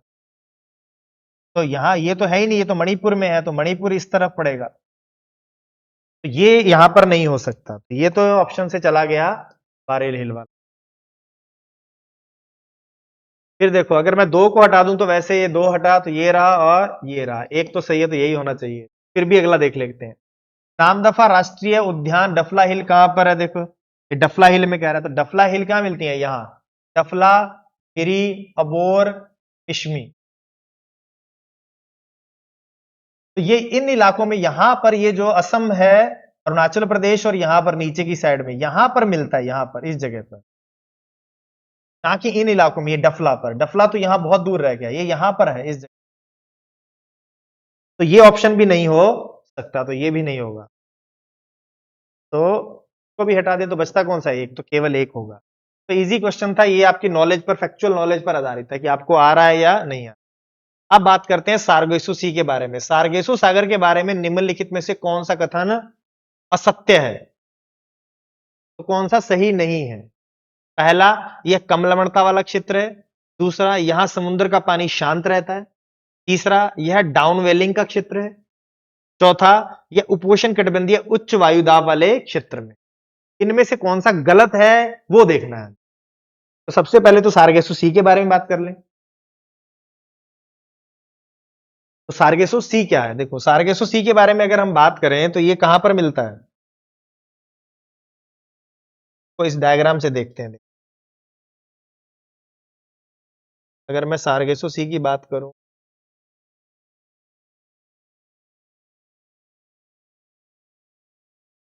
तो ये रहा आपका सार्गेसु। तो सार्गेसु सी की अगर हम बात करें तो सार्गेसु सी उत्तरी अटलांटिक महासागर में अवस्थित है, और इधर आपका जो यूएसए है इसके कोस्ट से थोड़ा दूर पड़ता है, थोड़ा सा, लेकिन है इसके पास। देखो यहां पर दिख रहा है ये सार्गेसु सी। तो सार्गेसु सी देखो उत्तरी अटलांटिक में अवस्थित है, और उपोष्ण कटिबंधीय उच्च वायुदाब क्षेत्र में है। ये जो पूरा का पूरा है ये उपोष्ण कटिबंधीय सब ट्रॉपिकल है। इधर देखो बराबर में अफ्रीका है। तो सार्गेसु सी उत्तरी अटलांटिक में उपोष्ण कटिबंधीय क्षेत्र में है, क्योंकि 23.5 डिग्री यहीं से गुजरती है। तो उपोष्ण कटिबंधीय उच्च वायुदाब क्षेत्र में एक शांत जलीय क्षेत्र है। ये ओशन में एक कंपैरेटिवली आसपास के क्षेत्रों में शांत है। यहां पर जल शांत पाया जाता है। अभी समझाता हूं इसका निर्माण कैसे होता है। तो ये उत्तरी अटलांटिक में है, उपोष्ण कटिबंधीय उच्च वायुदाब क्षेत्र में है और कंपैरेटिवली काम यहां पर वाटर पाया जाता है, शांत पाया जल पाया जाता है। और इस शांत स्थितियों की वजह से यहां पर एक सी वीड कह देते हैं या उसे शैवाल कह दें, भूरा शैवाल, ब्राउन एल्गी, उसका विकास हो जाता है इस शांत जल पर। उसकी पूरे की पूरे ऊपर की लेयर पर एक भूरा शैवाल या ब्राउन एल्गी जिसे सी वीड भी कहते हैं, वो पूरा का पूरा डेवलप हो जाता है, क्योंकि यहां पर पानी शांत है, शांत जलीय अवस्था पाई जाती है। अब इसके निर्माण का कारण देखते हैं। इसका निर्माण का कारण क्या है? अगर मैं बात करूं ये सारगेसो सी की, तो देखो सारगेसो सी में है क्या है, देखो इसके चारों तरफ एक चक्रीय प्रवाह देखने को आपको मिलेगा। ये उत्तरी अटलांटिक में देखें तो यहां पर आपको विषुवत रेखीय धारा नजर आएगी। देखो इसको एक और डायग्राम से दिखाता हूं मैं। यहां पर अगर मैं बात करूं इस जगह पर, यहां पर उत्तरी विषुवत रेखीय धारा प्रवाहित होती है। और देखो यहां पर आएगी तो ये उत्तरी विषुवत रेखीय धारा यहां से इन द्वीपों से टकरा के, इन द्वीपों को एंटिलीज आइलैंड कहा जाता है। जितने भी ये वेस्ट इंडीज वाले द्वीप हैं, ये वाले एंटिलीज आइलैंड्स हैं। तो इससे बाहर की ओर से एक धारा निकल जाती है जिसे हम एंटिलीज करंट कहते हैं, एंटिलीज की धारा। और दूसरी ये अंदर की तरफ से जाती है, इसे हम बोलते हैं कैरिबियन करंट, कैरिबियन धारा। और ये यहां से अंदर से प्रवेश करती है और यहां से बाहर निकलती है, तो इसे हम बोलते हैं फ्लोरिडा करंट। और जब फ्लोरिडा करंट यूं प्रवाहित होती है यहां से आगे, फ्लोरिडा करंट को गल्फ स्ट्रीम के रूप में जाना जाता है। ये गल्फ स्ट्रीम यूं ऊपर की तरफ जाती है, जो कि एक गर्म जलधारा है। और ये जब इस तरह से जाती है तो इसे यहां पर गल्फ स्ट्रीम भी कह देते हैं या उत्तरी अटलांटिक ड्रिफ्ट भी कहते हैं, NAD, नॉर्थ अटलांटिक। अब इसमें से कुछ भाग तो यहां से इस तरफ से यूं चला जाएगा और कुछ पार्ट यहां से यूं कन्वर्ट हो जाता है, यूं कोरियोलिस बल के प्रभाव में यूं मुड़ जाता है। और यहां पर ये देखो कैनरी करंट के रूप में नीचे की ओर आता है और वापस से इस नॉर्थ इक्वेटोरियल करंट में मिलता है। तो यहां पर आपकी कैनरी करंट है, किनारे की ठंडी जलधारा, यहां पर गल्फ स्ट्रीम है, यहां पर उत्तरी विषुवत रेखीय धारा है, यहां पर उत्तरी अटलांटिक ड्रिफ्ट या गल्फ स्ट्रीम। इस तरह से देखो यहां पर अगर मैं बात करूं तो एक तरह का यहां पर चक्रीय प्रवाह आपको देखने को मिलता है, चक्रीय प्रवाह। और जब इस तरह से चक्रीय प्रवाह है तो ये जो बीच का जो पार्ट है वो बिल्कुल क्या रह जाता है, शांत रह जाता है। और यहां पर होता क्या है, देखो जब ये जलधारा यूं जा रही है तो कोरियोलिस बल की वजह से कुछ पानी यूं अंदर की ओर चला जाता है। तो कोरियोलिस बल क्या करता है, राइट में टर्न करता है। तो उत्तरी गोलार्ध में ये जो जलधाराएं यूं जा रही थी, इसका कुछ पानी गया ऐसे ऊपर की ओर, यहां से ये जो धारा जा रही थी कोरियोलिस बल के प्रभाव में दाईं और इसका पानी यूं ऊपर की ओर चढ़ रहा है। और इधर से ये धारा जा रही थी कैनरी करंट, तो इसका जल भी कुछ मात्रा में ऐसे अंदर की ओर ऊपर, कुछ कुछ मात्रा में थोड़ा थोड़ा पानी अंदर की तरफ इस तरह से जाता रहता है और ये पानी यहां पर इकट्ठा होता। अब यहां पर देखो, यहां पर ये गतिशील अवस्था में इस तरह से धाराएं हैं, लेकिन बीच का पार्ट है, धीरे धीरे ये जो पानी ऐसे पहुंचता है और यहां पर इकट्ठा होता जाता है। यहां का सी लेवल इस तरह से ऊपर बढ़ जाता है। यहां पर अगर मैं कहूं तो ये इस तरह से दिखाई देगा यूं। यहां पर यहां से पानी थोड़ा सा ऊपर चढ़ा था, इधर से भी, नॉर्थ से भी और साउथ से भी। यहां पर आपकी गल्फ स्ट्रीम है, यहां पर नॉर्थ अटलांटिक ड्रिफ्ट है, यहां पर कैनरी करंट है और यहां पर नॉर्थ इक्वेटोरियल। इन सब का पानी ये बीच में सेंटर में इस तरह से पहुंचता है कोरियोलिस बल के प्रभाव। तो बीच का जो पार्ट होता है वो इस तरह से ऊपर उठ, और ये बिल्कुल देखो ये ऊंचा है तो यहां पर पानी जल्दी के पहुंचेगा नहीं, तो बिल्कुल शांत रहता है। और इनके चारों तरफ ये इस तरह से ये सर्किल बना हुआ है ये। तो यहां पर आपको ये सर्किल के बीच का जो पार्ट है ये उठा हुआ दिखाई देता है। तो अभी मैं आपको बता रहा था कि ये बीच का पार्ट अगर यूं उठा हुआ है, यहां पर ये नीचे क्या होने लगेगी, डाउन वेलिंग होने, पानी ऐसे जब पानी का स्तर यहां ज्यादा है तो ये धीरे धीरे नीचे बैठना स्टार्ट, यहां पर डाउन वेलिंग शुरू हो जाती है।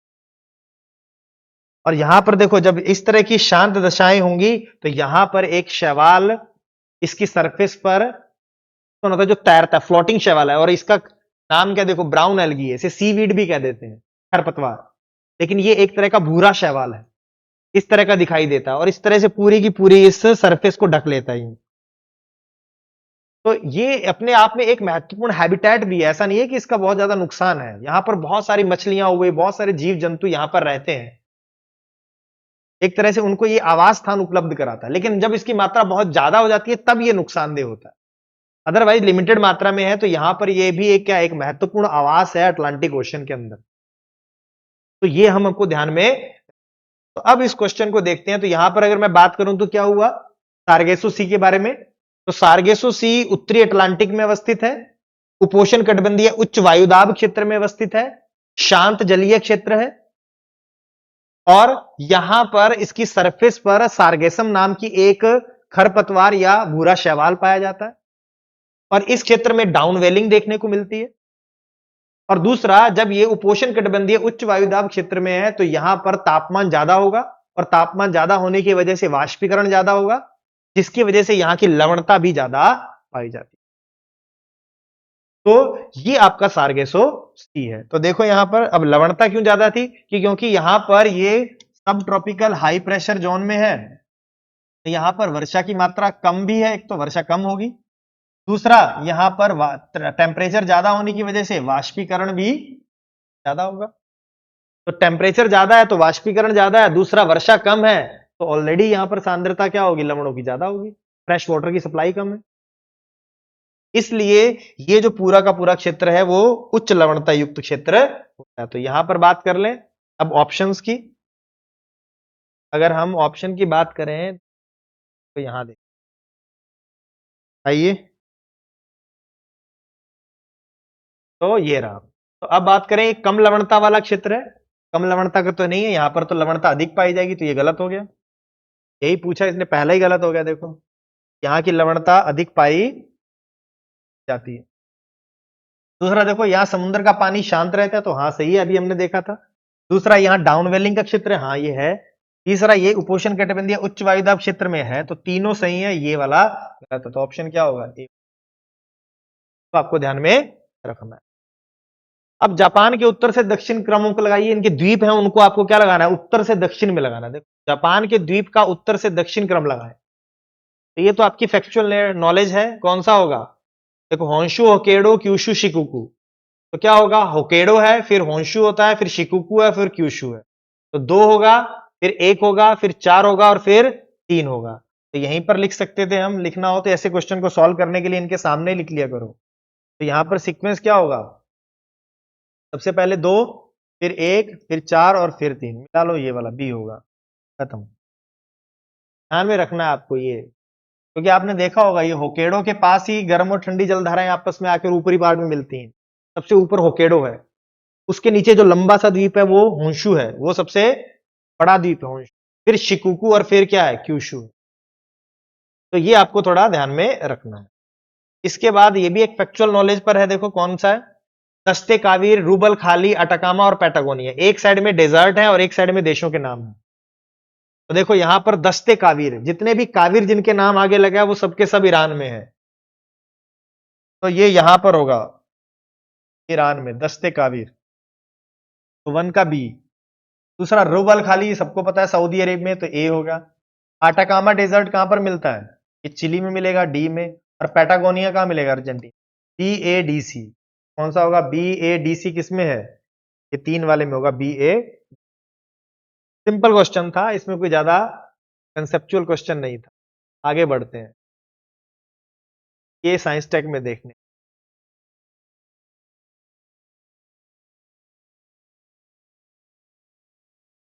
देखो ये क्वेश्चन है, देखो क्या है कि निम्नलिखित पर विचार करें।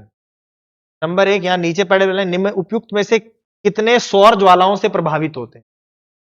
देखो सौर ज्वाला में अभी मैंने आपको पढ़ाया था, सोलर विंड्स, सूर्य से आने वाली अति ऊर्जा वाले या अति आवेशित कण। और इनसे कह रहा है कि इन सौर ज्वालाओं से क्या क्या प्रभावित होगा। तो ये मुख्य रूप से क्वेश्चन जो है वो जियो मैग्नेटिक स्ट्रॉम से है, भूचुंबकत्व वाला तूफान जो होता है, जिसे आप जियो मैग्नेटिक स्ट्रॉम कहते हैं। हिंदी में एग्जैक्ट नहीं आइडिया है, लेकिन इंग्लिश में इसे जियो मैग्नेटिक स्ट्रॉम कहते हैं। देखो कैसे होता है ये, मान लो कि ये अर्थ सरफेस है यहां पर, और इसके चारों तरफ हमारा मैग्नेटिक फील्ड है। अभी हम थोड़ी देर पहले इस मैग्नेटिक फील्ड को पढ़ के हटे हैं।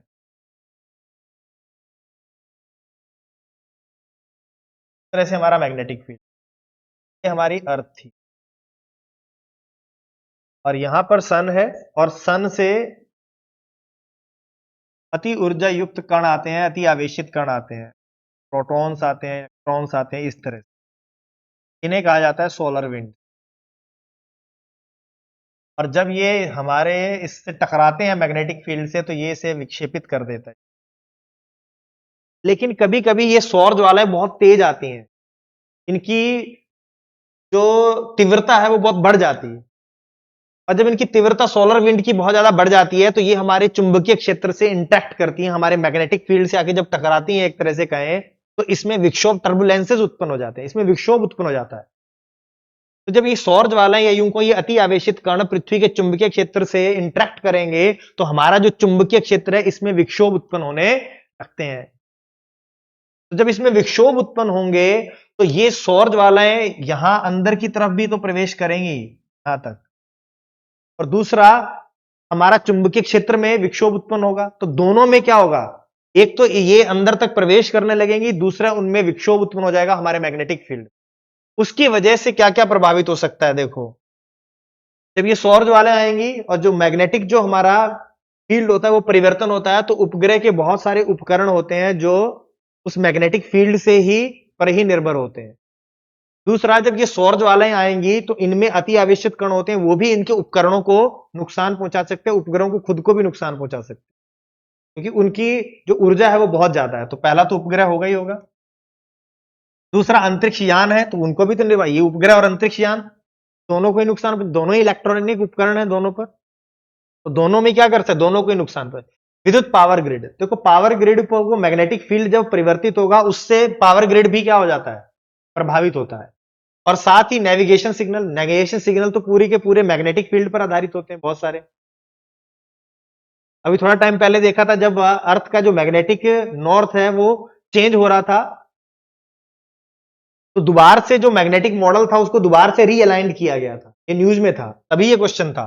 तो नेविगेशन सिग्नल भी चेंज होते हैं, विद्युत पावर ग्रिड भी होते हैं और रेडियो कम्युनिकेशन तो होना ही होना है। जब पूरा का पूरा मैग्नेटिक फील्ड चेंज होगा तो क्या होंगे, जब हमारे सैटेलाइट पर इंपैक्ट पड़ेगा, हमारे वायुमंडल पर प्रभाव पड़ेगा तो उसका पूरा का पूरा प्रभाव रेडियो संचार पर भी तो पड़ेगा। ये सारे के सारे ऑप्शन इसमें सही होंगे, सभी के सभी सही हैं। ये भी आपको एक क्वेश्चन ध्यान में। अब बात करते हैं, अगला क्वेश्चन है लिथियम के संदर्भ में निम्नलिखित कथनों पर विचार करें कि लिथियम के संदर्भ में क्या सत्य है। देखो सबसे पहला, लिथियम त्रिभुज में ब्राजील और इक्वेडोर के साथ अर्जेंटीना भी शामिल है। तीसरा, भारत और अर्जेंटीना ने पहली बार लिथियम अन्वेषण और खनिज परियोजना के लिए हस्ताक्षर किए हैं। भारत लिथियम का तीसरा सबसे बड़ा उत्पादक है। अब आगे लिया, इनमें से कितने सही हैं, 1, 2, 3 और कोई नहीं। तो अब बात करते हैं लिथियम की। तो अगर मैं इस डायग्राम में दिखाऊं, लिथियम ट्रायंगल की बात कर लें यहां पर, तो अगर मैं बात करूं लिथियम ट्रायंगल की तो देखो लिथियम ट्रायंगल में 3 देश शामिल हैं। क्या है, अगर हम लिथियम ट्रायंगल की बात करें तो लिथियम ट्रायंगल के अंदर 3 देश शामिल हैं मुख्यतः, वो है बोल्विया, चिली और अर्जेंटीना। इन क्षेत्रों में सर्वाधिक जो लिथियम के भंडार पाए जाते हैं। देखो ट्रायंगल का अर्थ देखो यहां पर आपको नजर आ रहा होगा, ये त्रिभुज ये रहा। तो लिथियम ट्रायंगल के अंदर बोल्विया, अर्जेंटीना और चिली शामिल है जहां लिथियम के सर्वाधिक भंडार आपको देखने को मिलेंगे। ठीक है, तो ये जो पूरा का पूरा क्षेत्र है यहां पर देखो, ये पूरा का पूरा ये 23.5 डिग्री के आसपास का क्षेत्र है और पर्वतीय क्षेत्रों के बीच है। यहां पर जो पर्वत श्रृंखला है वो एंडीज है। तो एंडीज की श्रृंखलाओं के जो बीच का जो क्षेत्र है जहां पर बहुत ही ड्राइनेस है वहां पर ये लिथियम पाया जाता है। तो सॉरी, तो इस क्षेत्र को हम क्या कहते हैं, लिथियम ट्रायंगल कहा जाता है। तो पहली बात तो हमें यही याद रखनी है कि लिथियम ट्रायंगल के अंदर कौन कौन से देश शामिल है। तो लिथियम ट्रायंगल के अंदर बोल्विया, अर्जेंटीना और चिली शामिल है। तो ये हो गया, और सर्वाधिक भंडार इसी क्षेत्र में पाए जाते हैं। इसके बाद वो पूछ रहा था हमसे तो यहां पर अगर चेक करें तो लिथियम में ब्राजील, इक्वेडोर और अर्जेंटीना शामिल हैं। तो इक्वेडोर तो इसमें आ ही नहीं रहा, ना इसमें ब्राजील आ रहा है, तो ये तो गलत हो गया। तीसरा लिखा है भारत लिथियम का तीसरा सबसे बड़ा उत्पादक है। तो अगर इसकी बात करें तो यहां देख सकते हैं भारत तीसरा बड़ा उत्पादक नहीं है। देखो पहला कौन सा है, Bolivia, Argentina, US, Chile, Argentina, China और फिर कौन है, इंडिया। इंडिया का नंबर 1 2 3 4 5 6 7वां नंबर है। तो इंडिया तीसरे नंबर पर है। तो ये भी न्यूज में था इसलिए क्वेश्चन दिया है, क्योंकि लिथियम पर अभी तक क्वेश्चन आया नहीं है, हो सकता है कि इस पर क्वेश्चन आ जाए। तो यहां अगर बात करूं तो ये लिथियम का तीसरा बड़ा उत्पादक है, ये भी नहीं होगा, ये भी नहीं होगा, तो कौन सा होगा, केवल और केवल। तो ये आपको इसमें ध्यान रखना है। तो आगे बढ़ते हैं अगले क्वेश्चन पे। तो दोबारा देख लें एक बार कि क्या है यहां पर, बस इतना जरूर ध्यान रखना है, पूछ सकता है आपसे इस बार लिथियम ट्रायंगल के बारे में।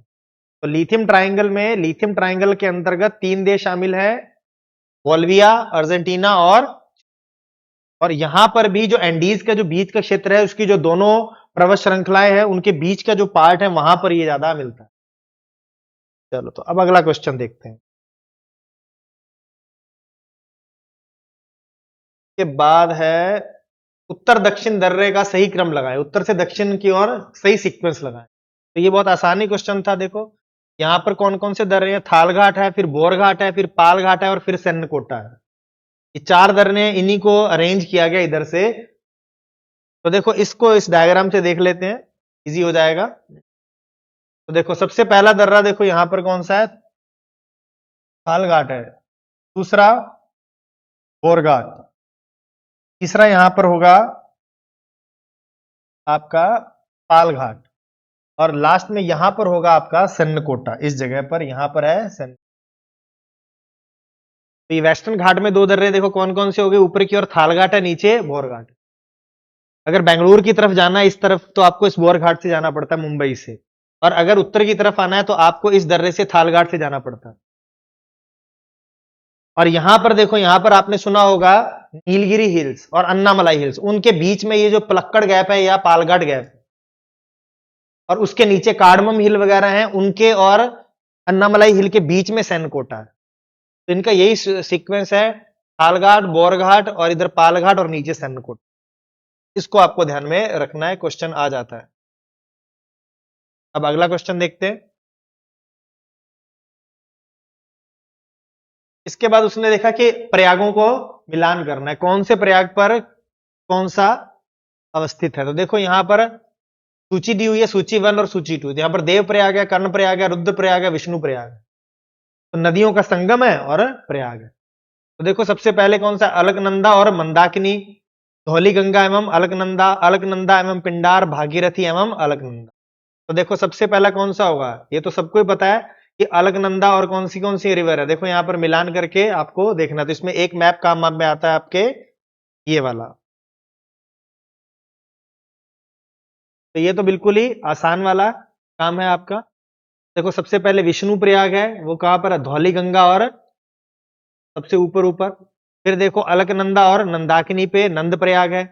फिर पिंडार और कर्ण प्रयाग है, पिंडार और अलकनंदा के संगम पर। फिर मंदाकिनी और अलकनंदा पर रुद्र प्रयाग है। फिर भागीरथी और अलकनंदा के संगम पर देव प्रयाग।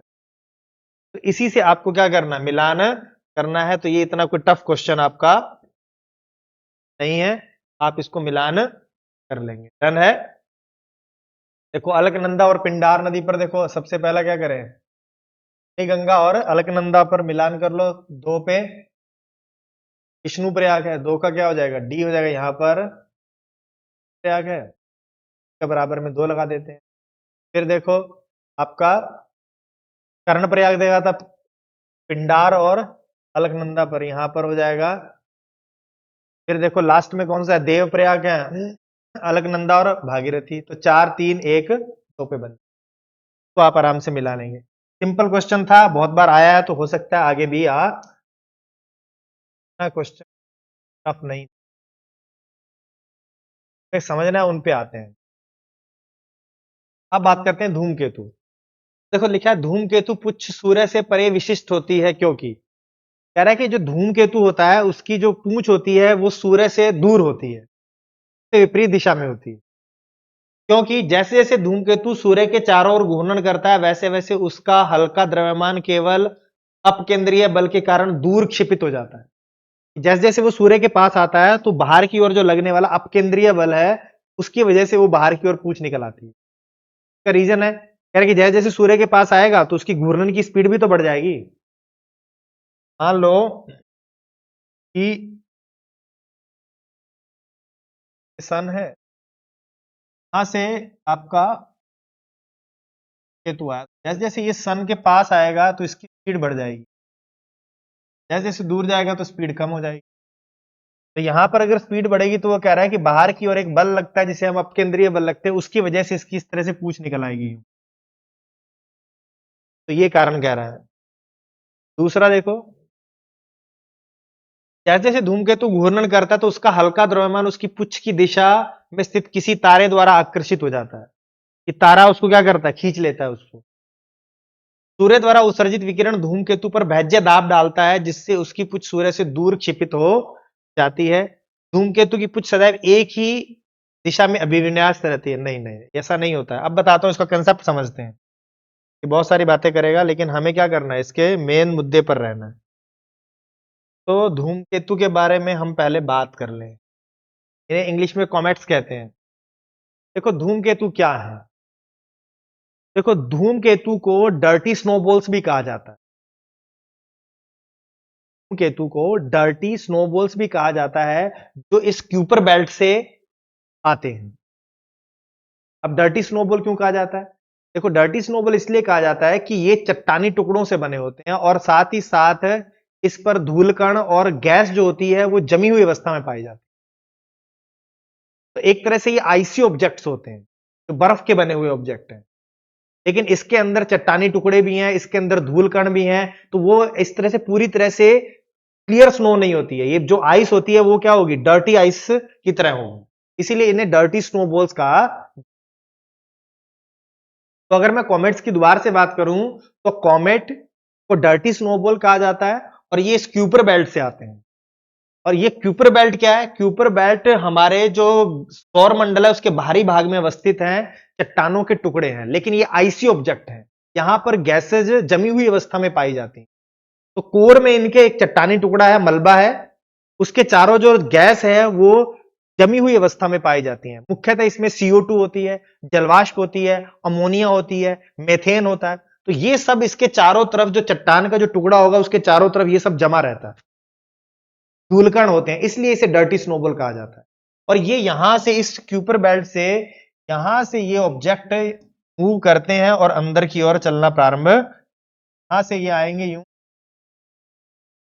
हुए और सूर्य के चारों तरफ यूं परिक्रमा करेंगे यहां से, और फिर से वापस पर पहुंच।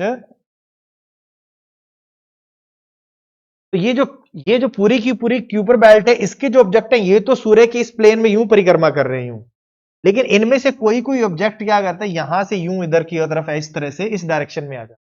तो इन्हें बोला जाता है कॉमेट। तो याद रखना, जो आपके धूमकेतु हैं वो यहां से आते हैं। तो धूमकेतु क्यूपर बेल्ट से आएंगे, कॉमेट जिन्हें कहा जाता है। ये भी एक तरह के क्या है, मलबा है जो ग्रहों का भाग नहीं बन सका और ये बाहरी भाग में इस तरह से रह गया, लेकिन यहां पर टेम्परेचर कम होने की वजह से ये आईसी होता है। अब बात करते हैं इसकी टेल की। तो देखो ये इस तरह से दिखाई देता है। तो देखो इसका जो न्यूक्लियस होता है वो चट्टानी टुकड़ा होता है, बिल्कुल जो जो रॉकी भाग होता है, और उसके ऊपर ये जो गैस जमी हुई अवस्था में होती है, और इसका देखो एक साइड से इस तरह से टेल निकली रहती है। इसका अब क्या कारण है, देखो इसको देखते हैं। अगर ये देखो इस डायग्राम को देखते हैं, ये देखो ये क्यूपर बेल्ट से आया और ये देखो यहां से दिखाना शुरू करता हूं मैं आपको। ये रहा, यहां पर ये रहा कॉमेट, यहां पर आया। अब ये सूर्य के पास आएगा जैसे जैसे, तो इसकी टेल डेवलप होनी शुरू हो जाती है, और ये जो इसकी जो पूंछ है वो सूर्य से विपरीत दिशा में, इस डायरेक्शन में, विपरीत दिशा में, विपरीत दिशा में, विपरीत दिशा में। क्यों है, अब इसका कारण सुनो। जब ये सूर्य की यहां से सोलर विंड चलती है, अभी हमने देखा था पिछली बार में कि जब सोलर विंड्स आएंगी, ये मान लो सन है और सन से सोलर विंड्स है, और मान लो कि ये आपका कॉमेट था और ये चारों तरफ से इसके ऊपर क्या है, आइस है। ये भी पढ़ा था, डर्टी स्मोक बोला है। जब ये इनका जब प्रेशर पड़ेगा इन सोलर विंड्स का, तो यहां पर जो भी इसके चारों तरफ गैसेस थी वो आयनित फॉर्म में होकर इससे विपरीत दिशा में, इन सोलर विंड का जब प्रेशर पड़ता है और जब उनका टेम्परेचर बढ़ता है तो वो इससे विपरीत दिशा में यूं प्रवाहित होने लगती हैं और यहां पर एक पूंछ दिखाई देती है, आयन टेल बोलते हैं। यहां पर गैसेस आयनित फॉर्म में होती हैं और इस तरह से पूंछ निकल जाती है। साथ में इसके थोड़ी सी एक और भी धुंधली धुंधली पूंछ और दिखाई देती है जिसे डस्ट टेल भी कहा जाता है। इसके साथ साथ इसमें डस्ट टेल भी होती है। यहां पर दो हो गया, एक तो आपका हो गया आयन टेल और दूसरा हो जाता है, तो ये हमेशा देखो यहां पर सूर्य की किरणें हैं तो यहां से यूं आएंगी सोलर विंड, तो टेल इसकी अपोजिट डायरेक्शन में। यहां से सूर्य की किरणें आ रही हैं तो टेल अपोजिट डायरेक्शन में। यहां पर सूर्य से किरणें आ रही हैं, सोलर विंड्स आ रही हैं तो टेल अपोजिट है। और देखो फिर यहां से दूर जाएगा, धीरे धीरे ये टेल गायब हो जाएगी। जब यहां पहुंचेगा तो वापस से ये एक कॉमेट बन जाएगा और टेल गायब हो जाएगी। फिर जैसे जैसे सूर्य के पास आएगा फिर से टेल डेवलप होना कर देगी और हमेशा डायरेक्शन इसकी अपोजिट होती है सन की। तो ये आपका क्या रहेगा, इसका जवाब है। अब इसको देख लेते हैं क्या है। देखो धूमकेतु की पूंछ सूर्य से परे विशिष्ट होती है, ये तो अब देख ही लिया कि हमेशा सूर्य से अपोजिट डायरेक्शन में होगी। अब इसके बाद ये वाला, सूर्य द्वारा उत्सर्जित विकिरण धूमकेतु पर भैज्य दाब डालता है जिससे उसकी पूंछ सूर्य से दूर क्षिप्त हो जाती है। देखो इस कई बारी हिंदी बहुत टिपिकल होती है तो आपको इंग्लिश में भी देख लेना। ये क्वेश्चन नंबर कौन सा था, ये 199 नंबर है ना, 99 है, ऊपर वाले में होगा।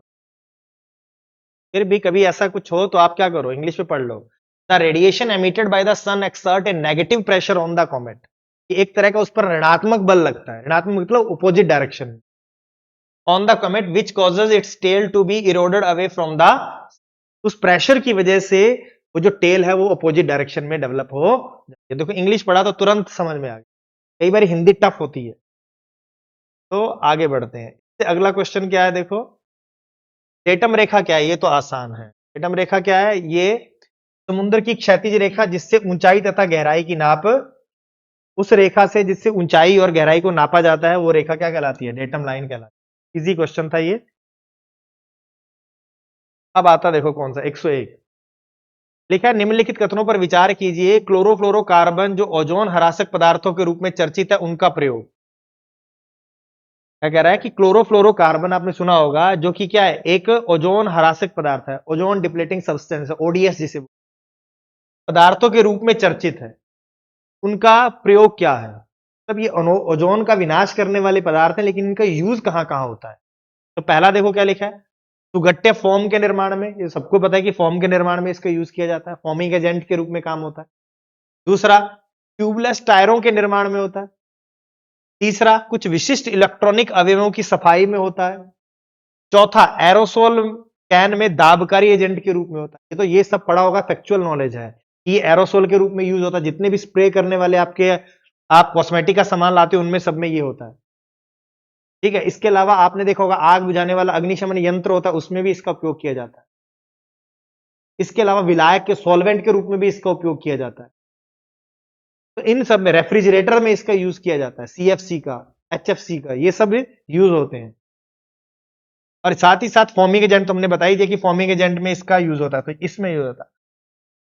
और ये एक तरह से आपका क्या है, एप्लीकेशन का भी पार्ट है। आप आसपास अपने देखते रहते हो जो ट्यूबलेस टायर होते हैं इनमें नाइट्रोजन का यूज होता है। ट्यूबलेस टायर में नाइट्रोजन का यूज किया जाता है। क्यों किया जाता है, देखो एक तो जो नाइट्रोजन होता है उसके एटम का साइज बड़ा होता है, उसका जो साइज होगा नाइट्रोजन का वो बड़ा होता है। जब बड़ा होता है तो वो लीकेज नहीं होता, और अगर थोड़ा बहुत पंचर भी होगा तो उसके निकलने की हवा के निकलने की स्पीड कम हो जाती है। तो जल्दी किए जो पंचर होगा तो हवा जल्दी से निकलती नहीं है। तो ट्यूबलेस से टायरों में ज्यादातर क्या यूज करते हैं, नाइट्रोजन का यूज किया जाता है। तो साइज बड़ा है तो जल्दी पंचर नहीं होगा, अगर होगा भी तो हवा धीरे धीरे निकलेगी। दूसरा, ये अधिक तापमान को सहन करने की भी क्षमता रखता है, तो डिसिपेट कर देता है उस टेम्परेचर को। तो इस वजह से इस नाइट्रोजन का यूज ट्यूबलेस टायरों में किया जाता है। तो अगर ये पता है तो 2 को हटाओ, जैसे भी आप 2 को हटाओ तो एक तो ये ऑप्शन गया 2 वाला, और एक ये वाला ऑप्शन भी गया। तो फिर बचता कौन सा, 1 3 और एक सबको पता ही था, तो ये वाला ऑप्शन हो जाएगा 1 3। तो कई बार आपको कुछ चीजों के बारे में अगर नॉलेज है तो पूरा क्वेश्चन उससे निकल के ये आपको ध्यान में। अब इसके बाद आपका क्वेश्चन हिस्ट्री का स्टार्ट हो जाता है, ये आपको ध्यान में रखना था। तो इतना आपका ज्योग्राफी का। नेक्स्ट क्लास में मिलते हैं।